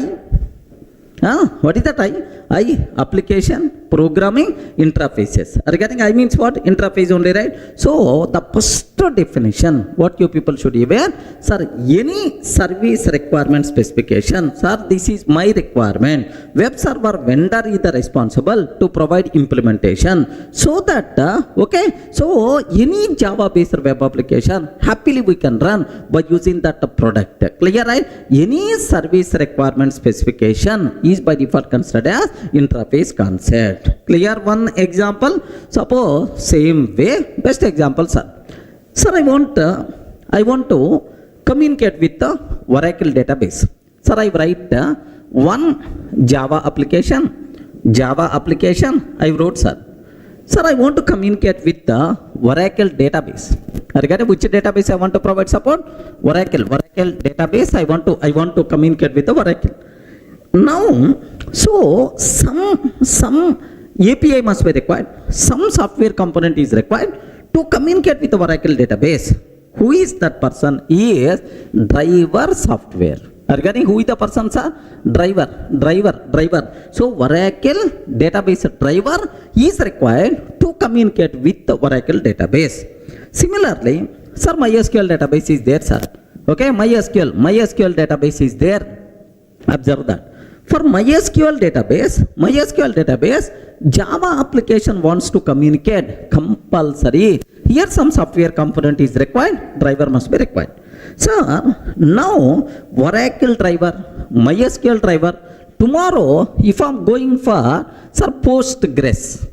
Regarding Postgres SQL, regarding Postgres. So if I'm going for if I want to develop these driver softwares, sir, where the requirement specification is available, the requirement specification is defined by some people. That requirement specification is nothing but JDBC API. Can you please tell what is this one, sir? JDBC API. This requirement specification implemented by Oracle driver, implemented by MySQL driver, implemented by, sir, Postgres driver. By using this driver, happily can communicate. Java application can communicate with the corresponding database. So tomorrow I want to introduce my own database, Durga DB. Are you getting? Durga DB. So if a Java application wants to communicate with the Durga DB, driver must be required. I want to develop database driver. To develop database driver, where the requirement specification, which methods I have to implement, which classes I have to implement, where that information is available inside JDBC API. That's why JDBC API acts as requirement specification, okay, to develop driver software. Everyone can able to understand, right? So this JDBC API or the servlet API by default considered as interfaces. So the first definition of an interface is very clear for you people, right? What is that? What is that? Any service requirement specification is by default considered as an interface. Clear, right? Sir, the first definition of an interface is very clear. Any service requirement specification is by default considered as an interface, right? Now, the second definition, sir, take a bit very special care. Okay. Suppose a client came, Durga, my requirement is, so I want a college automation system. Can you please develop like this, right? Sir, now what he is going to tell is, sir, this is my required college automation system. Observe that, college automation system. Sir, I want Durga, this is the college automation system I want. Now, sir, here, these are the services I want. Sir, get attendance. Assume that M1. Sir, I want this service. I want this service. I want this service. I want this service like this line. Sir, now, client came up with, sir, this is my requirement. Regarding this is my requirement, right? So now this requirement specification itself is nothing but an interface. Regarding this requirement specification itself is an interface. Now from the client point of view, interface defines the set of services what he is expecting. Boss, these are the services my expecting, what client is expecting, right? So now someone is responsible to provide implementation. Assume that he the second person, okay, service provider, okay, service provider is the responsible to provide implementation, right? Assume. So client, sir, is telling this is my requirement. From client point of view, interface defines the set of services what he is expecting. So now some service provider came, boss, I'm ready to provide implementation. So for this requirement, right? Okay, like from service provider point of view, an interface defines the set of services what is offering. Okay, so this person is going to tell, yes, these services we are going to offer. Now this interface acts as contract between client and service provider. Okay, boss, if I have agreement, then automatically say these are the services what I'm expecting, these are the services what I'm providing. Any contract between client and service provider itself is considered as an interface. Clear for all of right? So it's a specification, requirement specification, or the set of methods what I'm expecting, the set of services what I'm providing. Any contract between client and service provider itself is considered as an interface. So any contract between client and the service provider, itself is considered as an interface. Okay, well, so now definition 3, especially in the old versions, this terminology is applicable. No issue at all, just you can able to understand very easily, right? Suppose this is my interface, right? Assume that, sir, interface college automation system. Sir, now it never talks about implementation. Regarding interface, never talks about implementation, right? Saying, boss, these are the services, what I'm expecting. Sir, it's a requirement specification. Never talks about implementation. Every method present inside interface, by default, public and abstract. by default public and abstract, whether we are declaring or not. That's why, have you observed abstract method, abstract method, abstract method, abstract method, every method by default, okay, whether we are declaring or not, by default abstract, public and abstract. Are you getting? That's why. So interface is also considered as 100% pure abstract class. 100% pure abstract class. Okay, please make sure this is also another popular definition was there, but there is one small problem is there.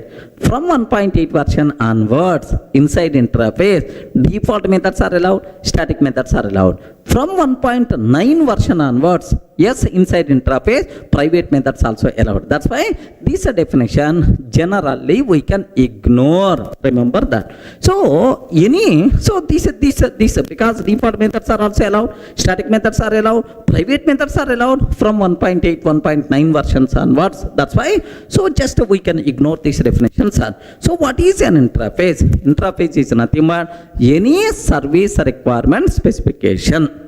Okay, remember.